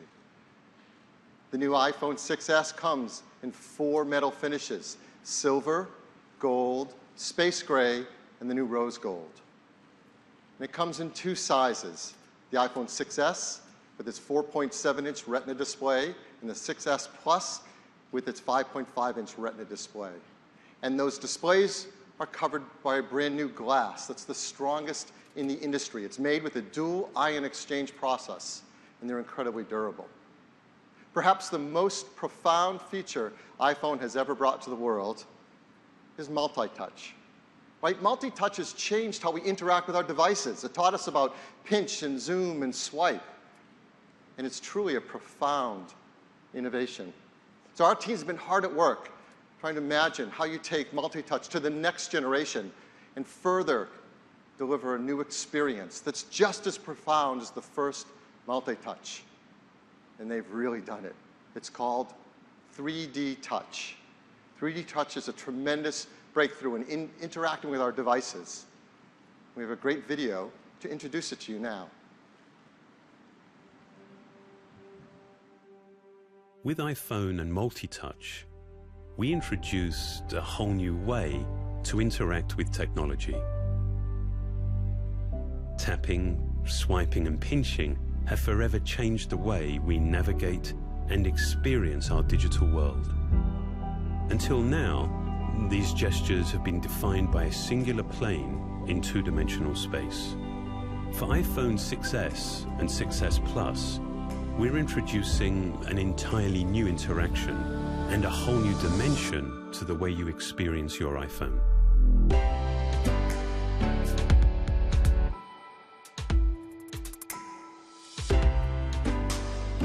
It's made possible by a technology called 3D Touch.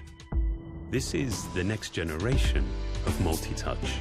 For the first time, along with recognizing familiar gestures, iPhone also recognizes force, enabling new gestures, peek and pop.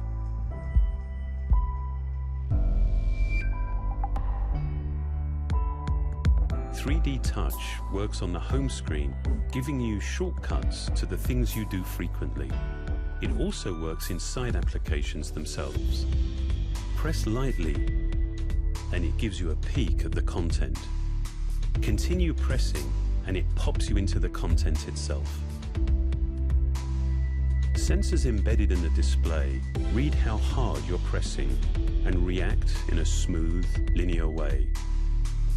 This is a dynamic system, deeply integrated into iOS 9.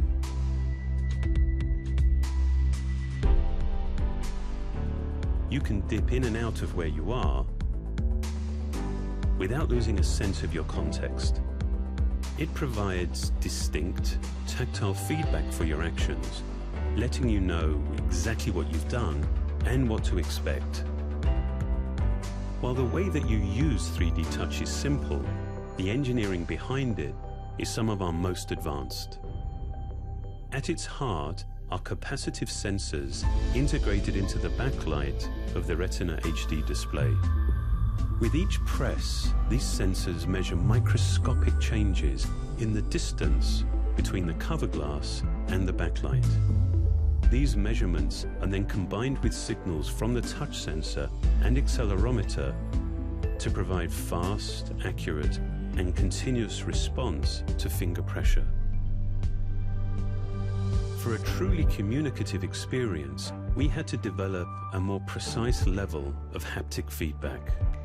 While the vibrating system on a typical phone requires 10 or more oscillations to reach full power, the Taptic engine in iPhone 6s reaches peak output in just one cycle and stops just as quickly. This allows us to create shorter, more distinct feedback events, like a mini tap lasting just 10 milliseconds and a full tap which lasts 15 milliseconds. Perhaps more than any other system we've designed, 3D Touch is a clear example of how hardware and software developed together can work to define a singular experience. This is the next generation of multi-touch. It makes this iPhone the most advanced iPhone we have ever created.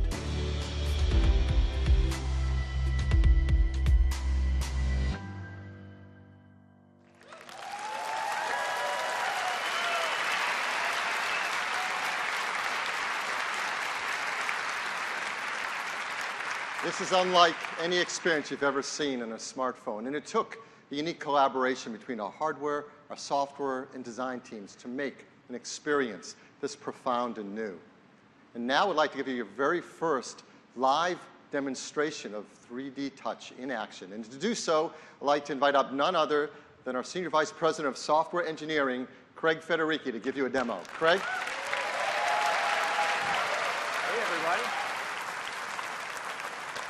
Well, I'm absolutely thrilled to give you this first look at 3D Touch live in action on the new iPhone. Let's take a look now. And we're going to start with something we do every day, and that's in mail.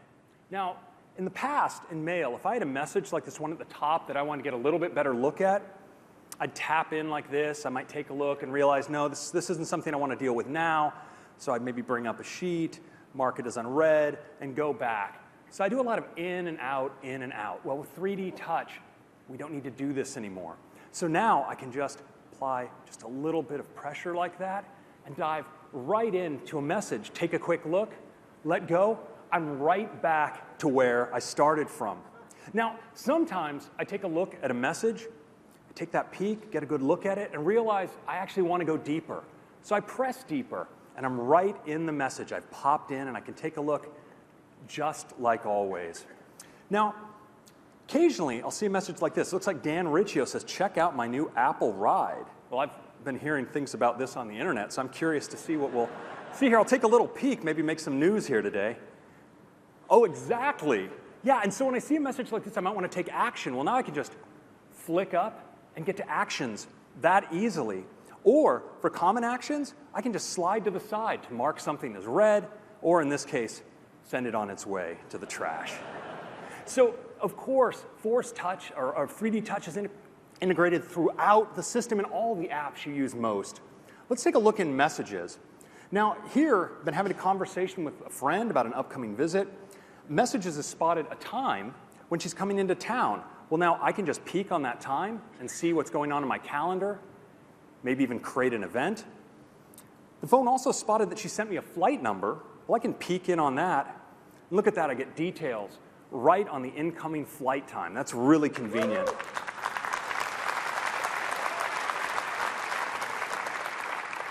Now, your friends often send you great ideas about what you guys might do together when they're in town. Here's a web link. And now I don't have to go to Safari. I can just peek in and take a look right here within Messages at that web page. And maybe that's something we won't be doing during this visit. So we can see that right inside of Messages. But now what's really great about 3D Touch is it lets me take action on apps without even having to open them. So I might want to call one of my favorites. Well, watch what happens. I can get to them right here directly from my home screen. Or maybe I want to listen to music like Beats 1 or a song from my favorite band. Well, I can do that right here. And sometimes you need to take that emergency selfie and you want to get directly to the selfie camera. Well, now you can. And when you want to preview those selfies to make sure you got the right shot, just peek in. You can slide right back and forth and see that you got the shot you were looking for. It's really handy. Now, when you're on the go with Maps, I can just peek in here, get directions right to home, or drop a pin to mark my location so I can find my car. And on locations on the map, I can just peek in like this, get more information on hours, directions, or even call. It's just so much more direct and natural than ever before. Now, 3D Touch also makes it easier to navigate across apps. So in the past, I would do this by double-clicking on my home button to get into multitasking. It's pretty cool. I can go, let's say, go into Messages. Well, now with 3D Touch, I can just apply a little bit of force on the edge, and look what happens.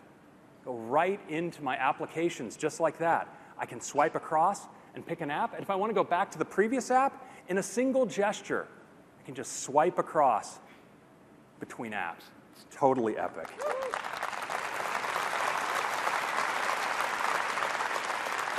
Now, we've been able to bring in some of our great third-party developers over the past couple of weeks to see what they could do with 3D Touch, and their feedback has been phenomenal.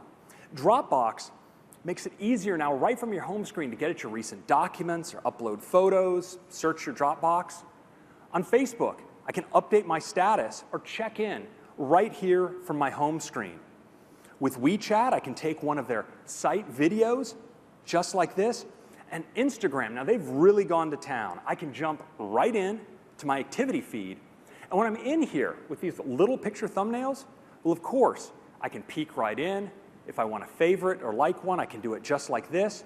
Or if there's a person I follow and I want to see all of their photos, well, I can, of course, dive deeper and pop right in and take a look at these great images. It's just such a natural way to browse Instagram. And of course, they even made it play videos automatically.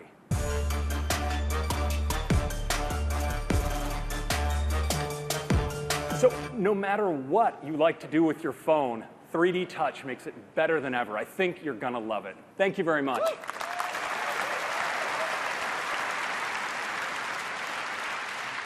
Well, thank you, Craig. So that's 3D Touch, and it transforms your experience with your iPhone. Inside your iPhone is the fastest chip we've ever built into a phone, the new A9 chip. Also our third generation 64-bit chip. It's built with a new transistor architecture. It means we can drive faster performance while being more energy efficient. And our software team has worked together with our chip team to enable it to be maximum performance for the kinds of tasks we do every day. And it delivers a big jump in performance. Compared to the A8, it is 70% faster at CPU tasks. And at graphics tasks, it's 90% faster. This is a big jump in performance. It's going to make using our phone so much faster and a lot more fun. So what can you do to have more fun with your iPhone with all this graphics performance? Well, to show you, I'd like to invite up the CEO and co-founder of Pixel Toys, Andy Wafer. Thanks, Bill. I'm very proud to show you Warhammer 40,000 Freeblade running on the new iPhone. Not only does it show how revolutionary 3D Touch is going to be for gaming, but it shows the incredible performance leap made with the new A9 chip. For the first time in Freeblade, players are going to get to take command of an Imperial Knight, a massive 50-foot tall battle mech. In Freeblade, players touch to aim and shoot, but 3D Touch adds an entire new dimension to the gameplay experience.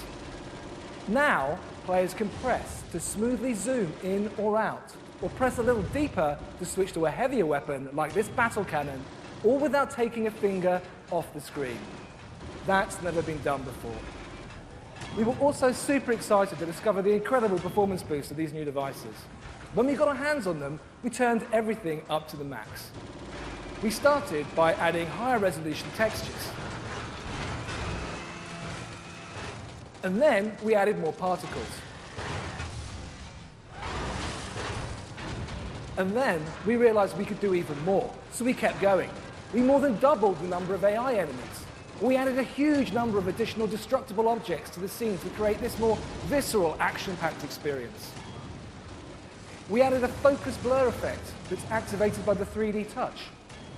We added full-screen bloom to beautifully flare the lights and the explosions. We added dynamic cinematic color grading to the entire scene to create this rich visual look. We never imagined we'd be able to get this intensity of action in the game. And then we added every single other effect we had. Lasers, tracers, fire, smoke, and even bigger explosions. With Metal and the A9 chip, we were amazed to find we could do all of these effects simultaneously in active gameplay, and all at a smooth 60 frames per second. And of course, FreeBlade's only going to look and play like this with 3D touch on the new iPhone. FreeBlade's coming to the App Store this holiday season. Thank you, guys.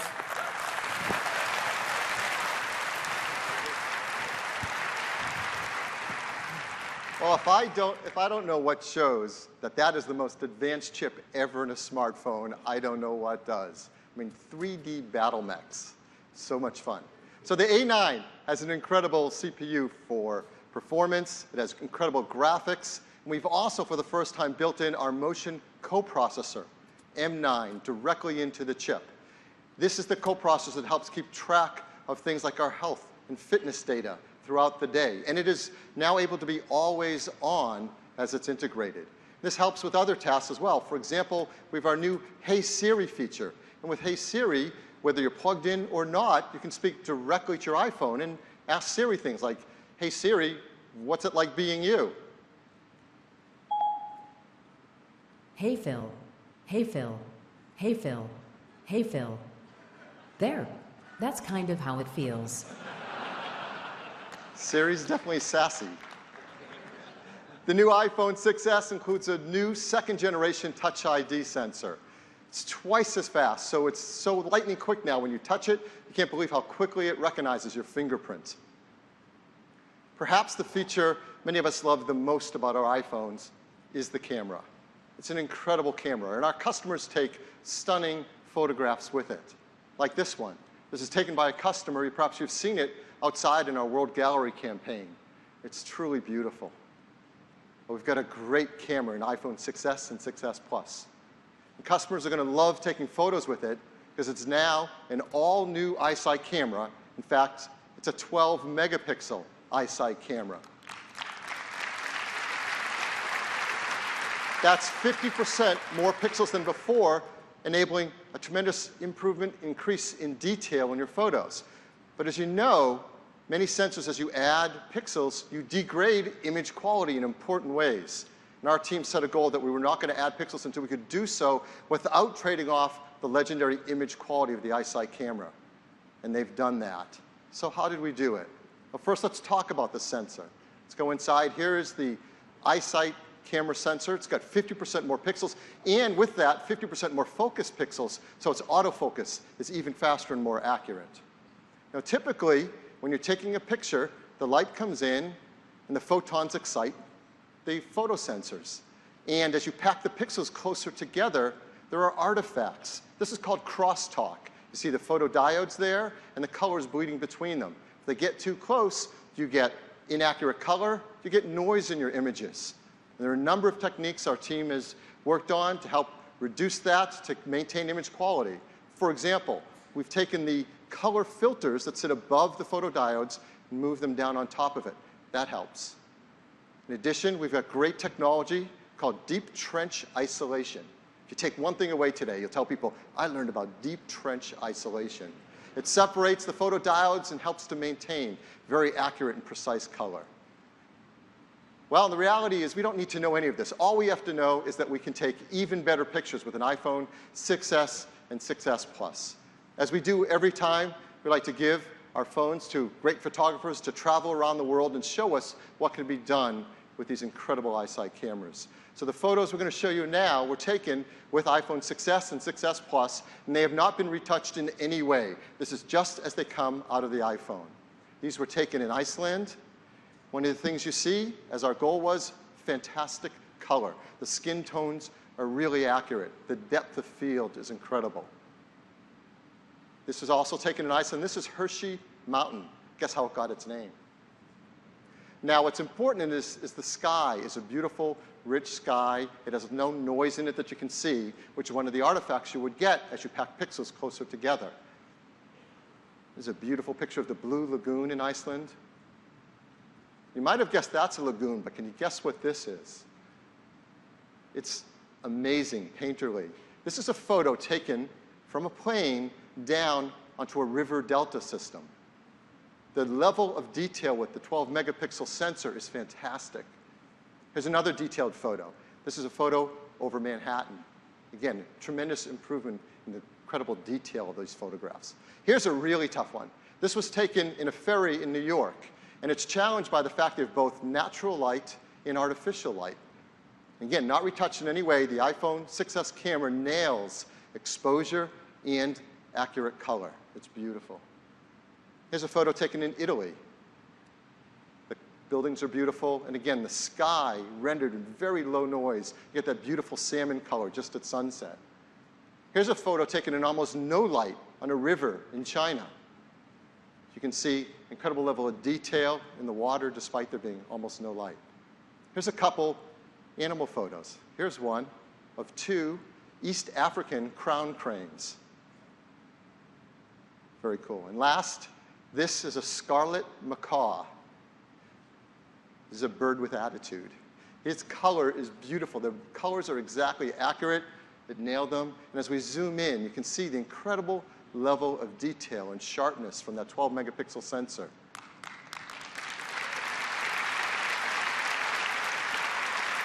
Now, with the bigger sensor, we can also take even bigger panoramas, and panoramas are loved by our customers. This is a 63 megapixel panorama photo. Let's zoom in and pan across it. Again, you see the accurate blue sky with low noise. You see incredible exposure across the scene, and you don't see any stitching lines. Just a beautiful photo. So the iPhone 6S and 6S Plus can take incredible photos better than ever before. It can also take amazing videos, HD videos, and now for the first time in an iPhone, 4K videos.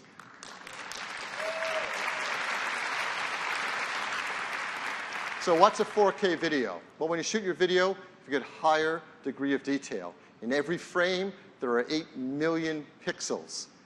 It's an incredibly detailed video. And let me give you an example. We shot a video here. Again, this is directly out of an iPhone 6S.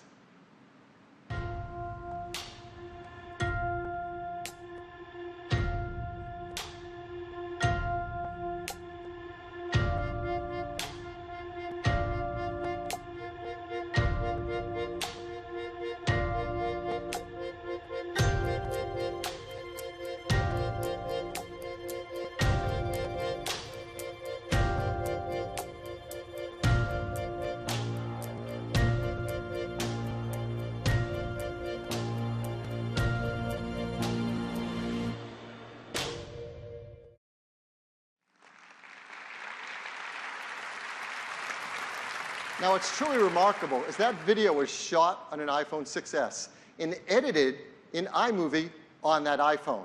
So incredible to shoot and edit 4K videos directly on your iPhone.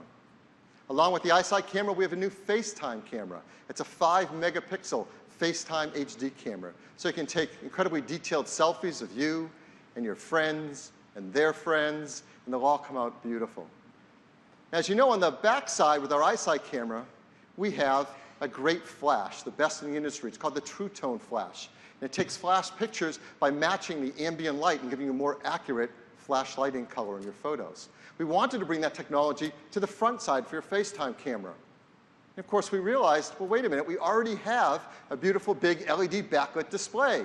So we're going to use the Retina display to be a Retina flash, in fact, one that matches the ambient lighting color and could be a true tone flash to perfectly match your photos.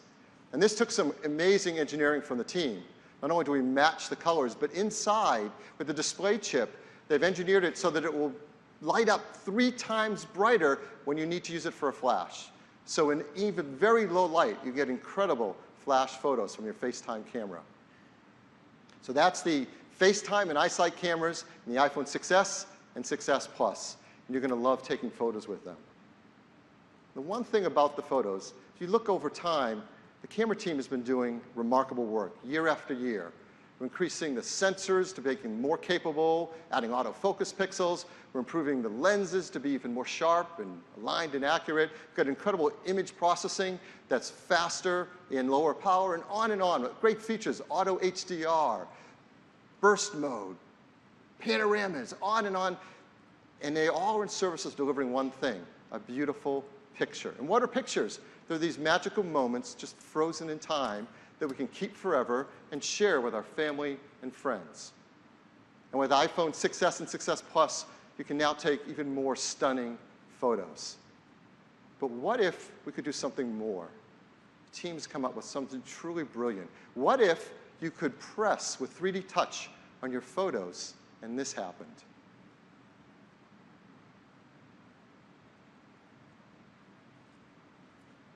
This is entirely new technology. It's called live photos.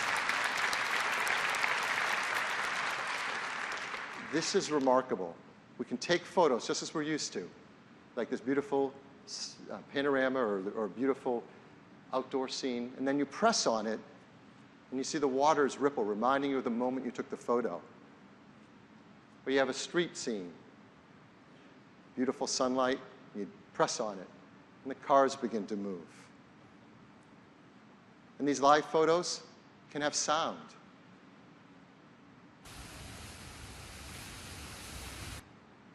When you go into your photo roll and you swipe across them, you see a little bit of a moment of vitality, a sense of how alive they are. It's a beautiful experience, unlike any other way of interacting with photos. So how do you take a live photo? Well, that's the amazing part. You don't do anything different. You just take a photo as you always have. And it's the same beautiful high-resolution, now 12-megapixel photo. On top of the status bar, you see a new icon.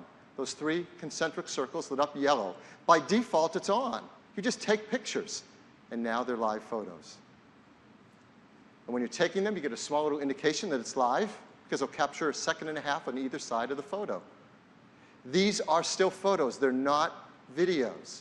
They're 12-megapixel, high-quality still images with all the incredible effects you want on a photo. But we extend the capture moment just before and just after you took it. And we do it in a space-efficient way so they don't take up much more room. And the teams have done an amazing job to support this across all of Apple's products. So you can watch live photos on OS X El Capitan. You can see them on your iPads. You can see them on your iPhones. And yes, you can see them on your Apple Watch. And with the new photo face, you can set a live photo as your watch face. So every time you raise your arm, it comes alive as it's telling you the time. This is amazing. Yes. We have so many developers that do an incredible job with photo support in their apps. We want to make sure they support live photos too. So we're creating new developer APIs. And we've been working with some developers, like Facebook. We'll be supporting live photos within the Facebook app on iOS this year. So that's the new camera system. We also have incredible advancements in our wireless as well. LTE has LTE Advanced, so it's twice as fast. And there are 23 bands of wireless LTE networking. That's the most in any smartphone. In fact, it makes iPhone unquestionably the best phone for traveling around the world. Wi-Fi is faster too. It's up to twice as fast. And of course, every iPhone 6s and 6s Plus runs iOS 9 and all the great features that we've talked about, from the new advancements in Siri to proactive assistance, the new News app, which is amazing for reading news on the go on your iPhone, the new Notes app, and of course, Transit and Maps. You've probably heard that more and more Android customers are switching to iPhones. And it's true. Who can blame them, right? So we want to help that. You're going to find a new app on the Android store from Apple that you can download to your Android phone. When you set up your iPhone, it'll make it easier to get all your important information over to your iPhone.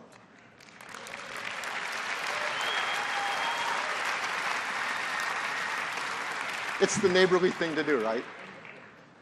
Well, iPhone 6s and 6s Plus comes with some great accessories. There's some new charging docks that match the metal finishes of your iPhone. There's new leather covers in 5 beautiful new leather materials. There's new silicone covers in 11 new colors. In fact, one of them is in this great product red. So that's iPhone 6s and 6s Plus. Of course, as all Apple products are, they're made in the most environmentally friendly way possible. Mercury-free LED display glass. Come on, you can say it with me. Arsenic-free displays, BFR-free, beryllium-free, PVC-free, and of course, highly recyclable aluminum and glass. Tim told you, these are our most advanced phones ever. In fact, the most advanced phones in the world. Just look at everything embodied in these new phones. The new 3D touch experience, transforming how we interact with our phones. The strongest material yet, our 7000 series aluminum, strongest cover glass in the industry. Our new 64-bit, 3rd generation A9 chip. Our 2nd generation Touch ID, twice as fast. Faster LTE, twice as fast. Faster Wi-Fi, twice as fast. Our new 12-megapixel iSight camera with 4K video editing. New 5-megapixel FaceTime HD camera. A Retina flash on the front side so you can take FaceTime pictures in low light. And of course, I think you're going to love this feature when you get to use it, live photos. So what's new iPhone's going to cost? Well, let's bring back the previous generation and start with that. iPhone 6 and iPhone 6 Plus, which have been huge hits around the world, were priced this way, starting at $199 on iPhone 6 and $299 on iPhone 6 Plus. And this is typical carrier contracts, 24-month carrier contracts. We're very proud to tell you the new iPhone 6s, new 6s Plus will come in at the exact same prices and same configurations.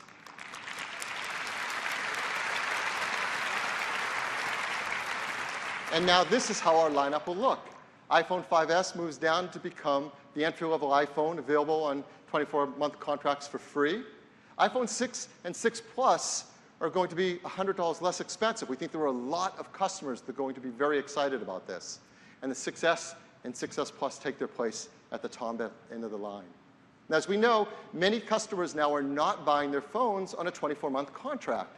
They're instead buying them with installment plans. So here's typical installment plans for these new phones.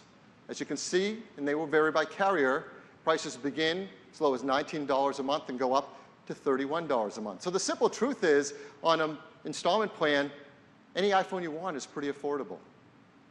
So in addition to this pricing, we have one other set of pricing to tell you about for iPhone, and that is a great program starting in our Apple retail stores, starting first here in the US and then growing around the world. It's a program called the iPhone Upgrade Program. So if you're like me and you'd like to have a new iPhone every single year, this is the best way to do that. With the iPhone Upgrade Program, you can get a new iPhone every year. When you get it, you choose your carrier. It is an unlocked phone. It includes the AppleCare Plus program, and it starts at just $32 a month. And again, it's a 24-month installment, but you can get a new iPhone every single year.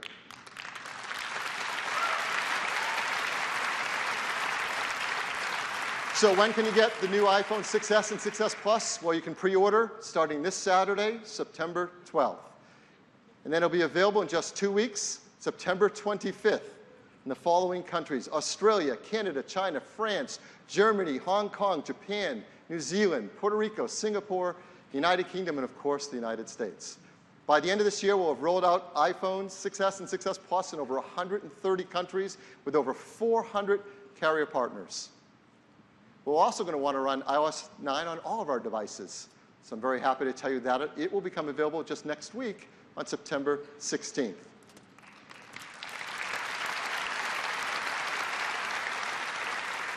With iOS, of course, you want to have your iCloud account supporting all that awesome capability. It comes with 5 gigs for free with each account, but we have some new pricing if you want to upgrade to more capacity. So we want to make sure you knew about that. The capacity for iCloud now is 50 gigabytes for just 99 cents a month, 200 gigabytes for $2.99, and a full terabyte for $9.99 a month. That's half the price of previously.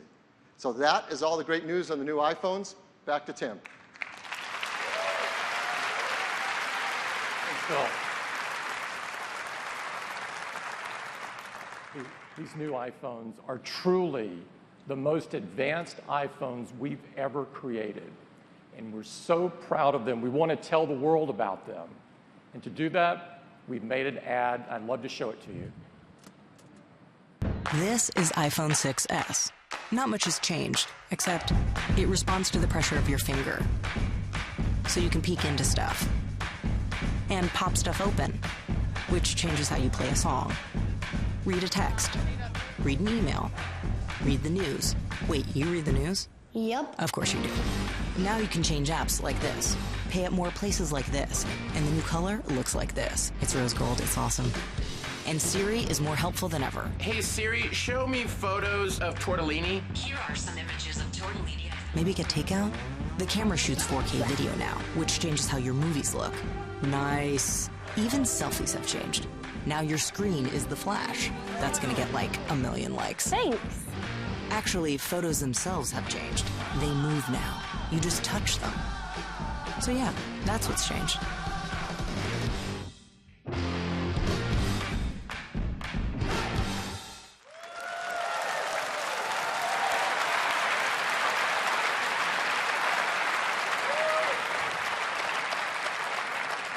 I love that ad. Huge morning for us. All new models and new bands for the Apple Watch, with watchOS 2 bringing incredible capabilities and native apps right to your wrist. An all-new, bigger and more powerful iPad, the most powerful we've ever created, the iPad Pro. The future of television, Apple TV. And the most advanced iPhones we've ever created, and the most advanced in the world, iPhone 6s and iPhone 6s Plus.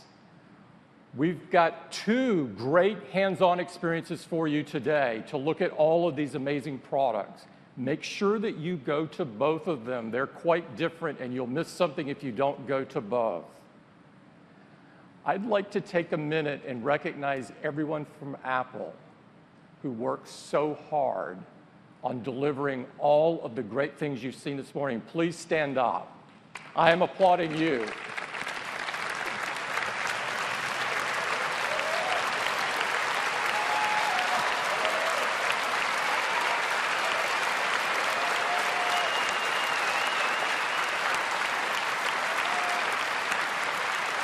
It is such a privilege.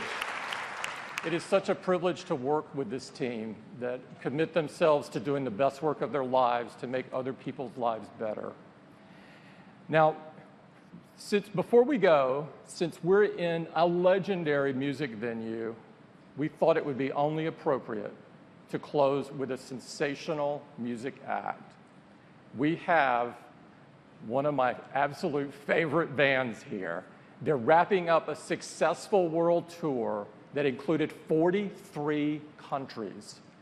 They have an incredible 5 platinum singles on their latest album. But more importantly, they are great people and their music is absolutely amazing. Please join me in welcoming One Republic.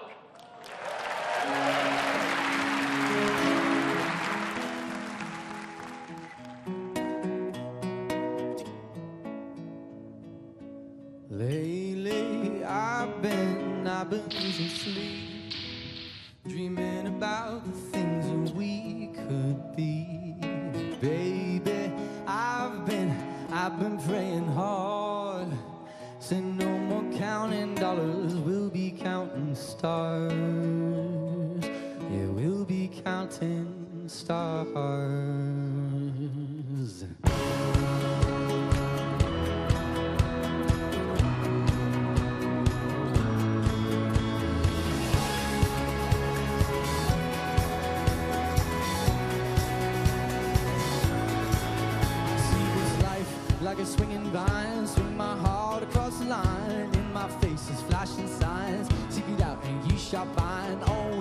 I'm not that old, young, but I'm not that bold, and I don't think the world is sold, just doing what we're told. I feel something so right, doing the wrong thing. So I feel something so wrong, doing the right thing. I could lie, could lie, could lie. Everything that kills me makes me feel alive. I've been losing sleep, dreaming about the things that we could be. And baby, I've been praying hard, so no more counting dollars, we'll be counting stars. Lately, I've been losing sleep, dreaming about the things that we could be. And baby, I've been praying hard, so no more counting dollars, we'll be counting stars. Oh, yeah. I feel your love, and I feel it burn down this river every turn. Hope is our four-letter word. Make that money, watch it burn. Oh, but I'm not that old. Still young, but I'm not that bold, and I don't think the world is sold.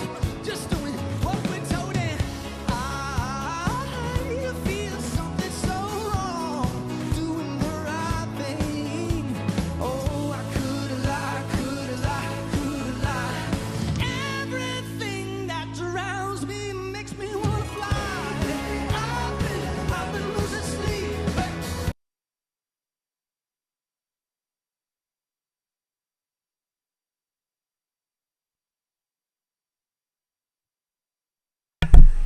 Merci à tous d'avoir suivi cette keynote en direct de San Francisco. Donc aujourd'hui, on a pu voir le nouvel iPhone 6S en différentes couleurs.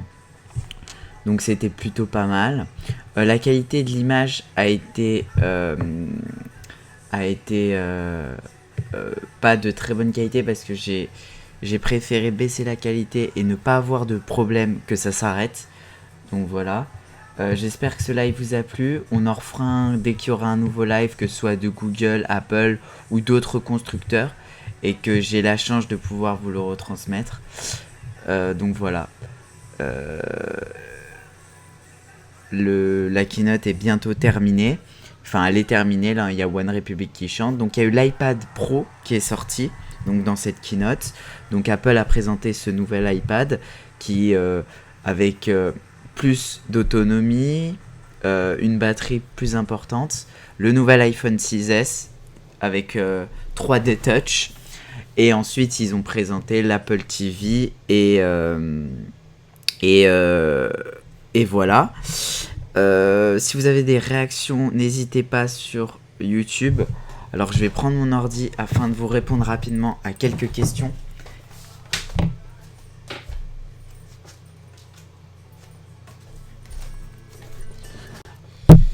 Donc là, je vais prendre mon ordi et si vous avez des questions, j'y réponds tout de suite. Voilà. Donc de rien à tous, merci à tous. N'hésitez pas à vous abonner à ma chaîne YouTube pour rien manquer la prochaine fois. Au moins, vous allez recevoir à chaque fois qu'il y a un live. Dès qu'il y a un live, je vous le dirai. Et n'hésitez pas à me suivre sur mon compte Twitter, donc @artben. Je vais essayer de vous l'afficher sur le live. Voilà, donc vous abonnez sur ma chaîne YouTube, mon compte Twitter. Et voilà, et au moins ça vous permettra d'être toujours au courant des actualités qui se passent. Là, j'ai 2 vidéos qui vont sortir dans la semaine. Donc voilà. Et merci d'être aussi nombreux à réagir pendant le live, que ce soit sur Twitter ou encore sur YouTube. Tous vos commentaires sont sur le live. Et voilà donc. Qu'est-ce que j'ai d'autre à dire? Pas grand chose. L'iPhone, le prix c'est le même que l'ancien. Beaucoup de personnes demandent les prix, donc c'est les mêmes que les anciens.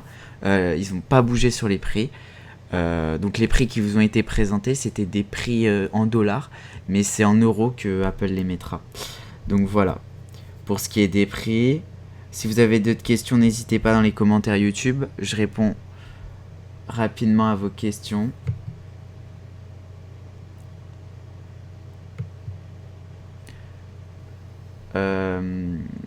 Voilà.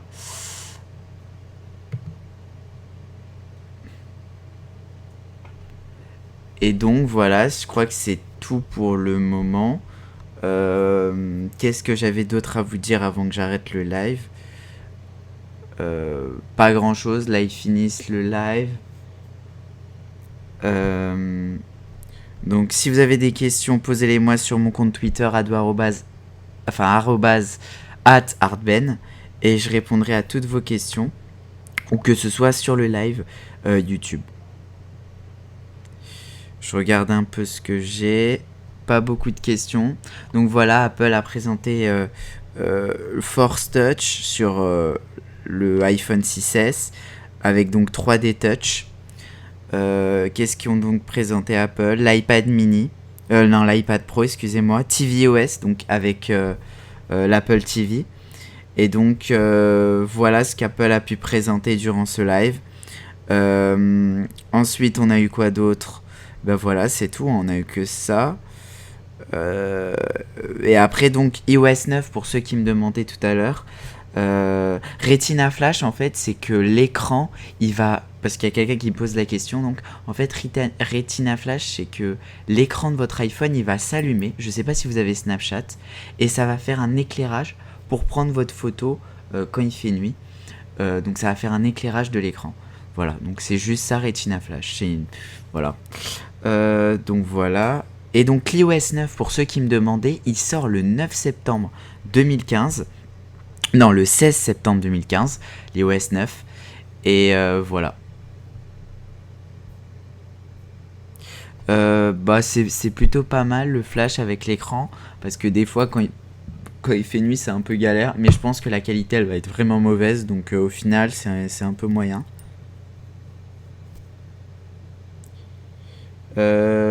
Alors je vais vous montrer en live qu'est-ce que Retina Flash. Donc en fait on va aller sur Snapchat. Donc si vous voulez me suivre sur Snapchat, c'est artbenfr mon compte. C'est pas artben, c'est avec fr à la fin. Donc voilà. En fait Retina Flash c'est ça. Je vais vous montrer ce que c'est. Et c'est ça en fait Retina Flash. Vous appuyez sur le bouton et l'écran il s'allume. Vous voyez? Ça s'allume, regardez. Si je me prends en selfie par exemple, ça fait un flash, comme ça. Et donc voilà, c'est ça, Retina Flash. C'est plutôt pas mal, c'est une bonne idée de Apple. Et puis voilà. Donc le live est en train de se terminer. Je crois avoir répondu à toutes vos questions. Si vous voulez continuer à poser des questions, vous les posez sur mon compte Twitter, ici, @artben. Je répondrai à toutes les questions que vous me posez. Et n'hésitez pas à me suivre sur mon compte YouTube pour recevoir toutes les dernières vidéos que je fais sur YouTube.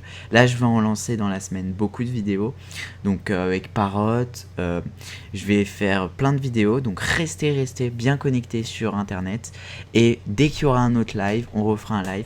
Là, j'ai été un peu moins connecté avec vous pendant ce live parce que je pensais que le mieux, c'était de vous montrer ce qui se passait. Mais la prochaine fois, normalement, j'interagirai plus avec vous. Je l'ai fait au début.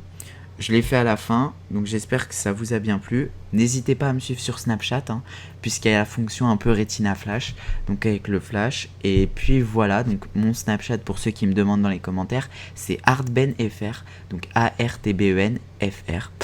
Et voilà, mon compte Twitter, donc @artben, donc ARTBEN. Mon Facebook, facebook.com/arthurmessietrit. Et bien sûr la chaîne youtube.com où vous êtes en ce moment, vous regardez les vidéos. N'hésitez pas à vous abonner. Donc là on va aller du côté de la salle. Là on est en live dans la salle de Apple, donc j'ai la chance de pouvoir vous montrer la salle en live. Voilà. Donc voilà, c'est plutôt cool, le live s'est plutôt bien déroulé. Qu'est-ce que j'ai d'autre à vous dire? Pas grand chose. Donc il y aura bientôt d'autres lives. Et puis c'est tout, vous pourrez revoir le live dès que je l'aurai terminé. Et voilà. Donc c'était plutôt un beau live que Apple nous a présenté.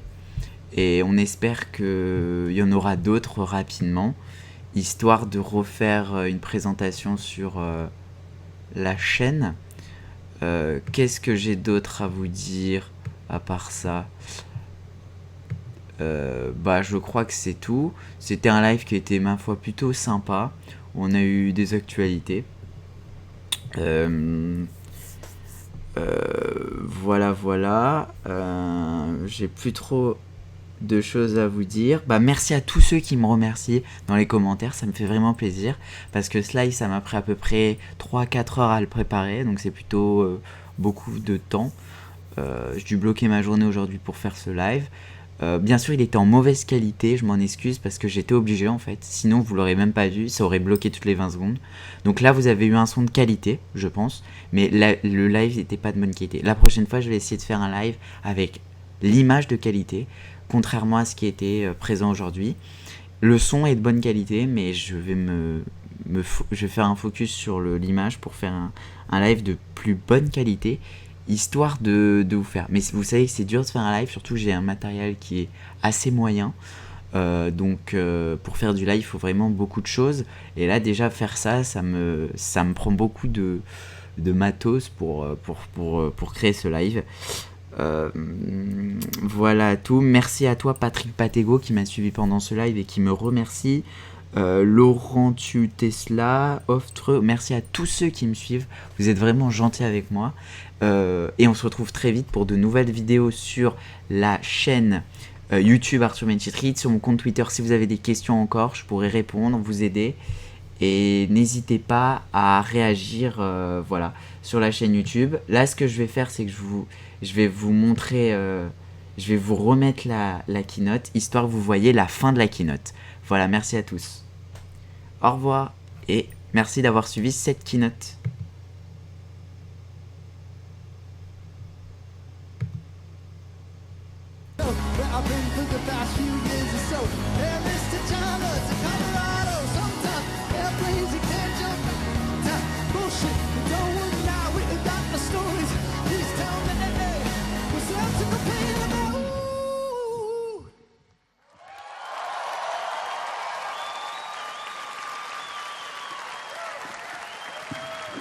Thank you guys for hanging with us. Enjoy this beautiful city. It's one of the best on earth. Hey, you were great. One Republic! You guys are great. You hot? Good to see you. Good to see you. Thank you for joining us. Make sure you go to the hands-on areas.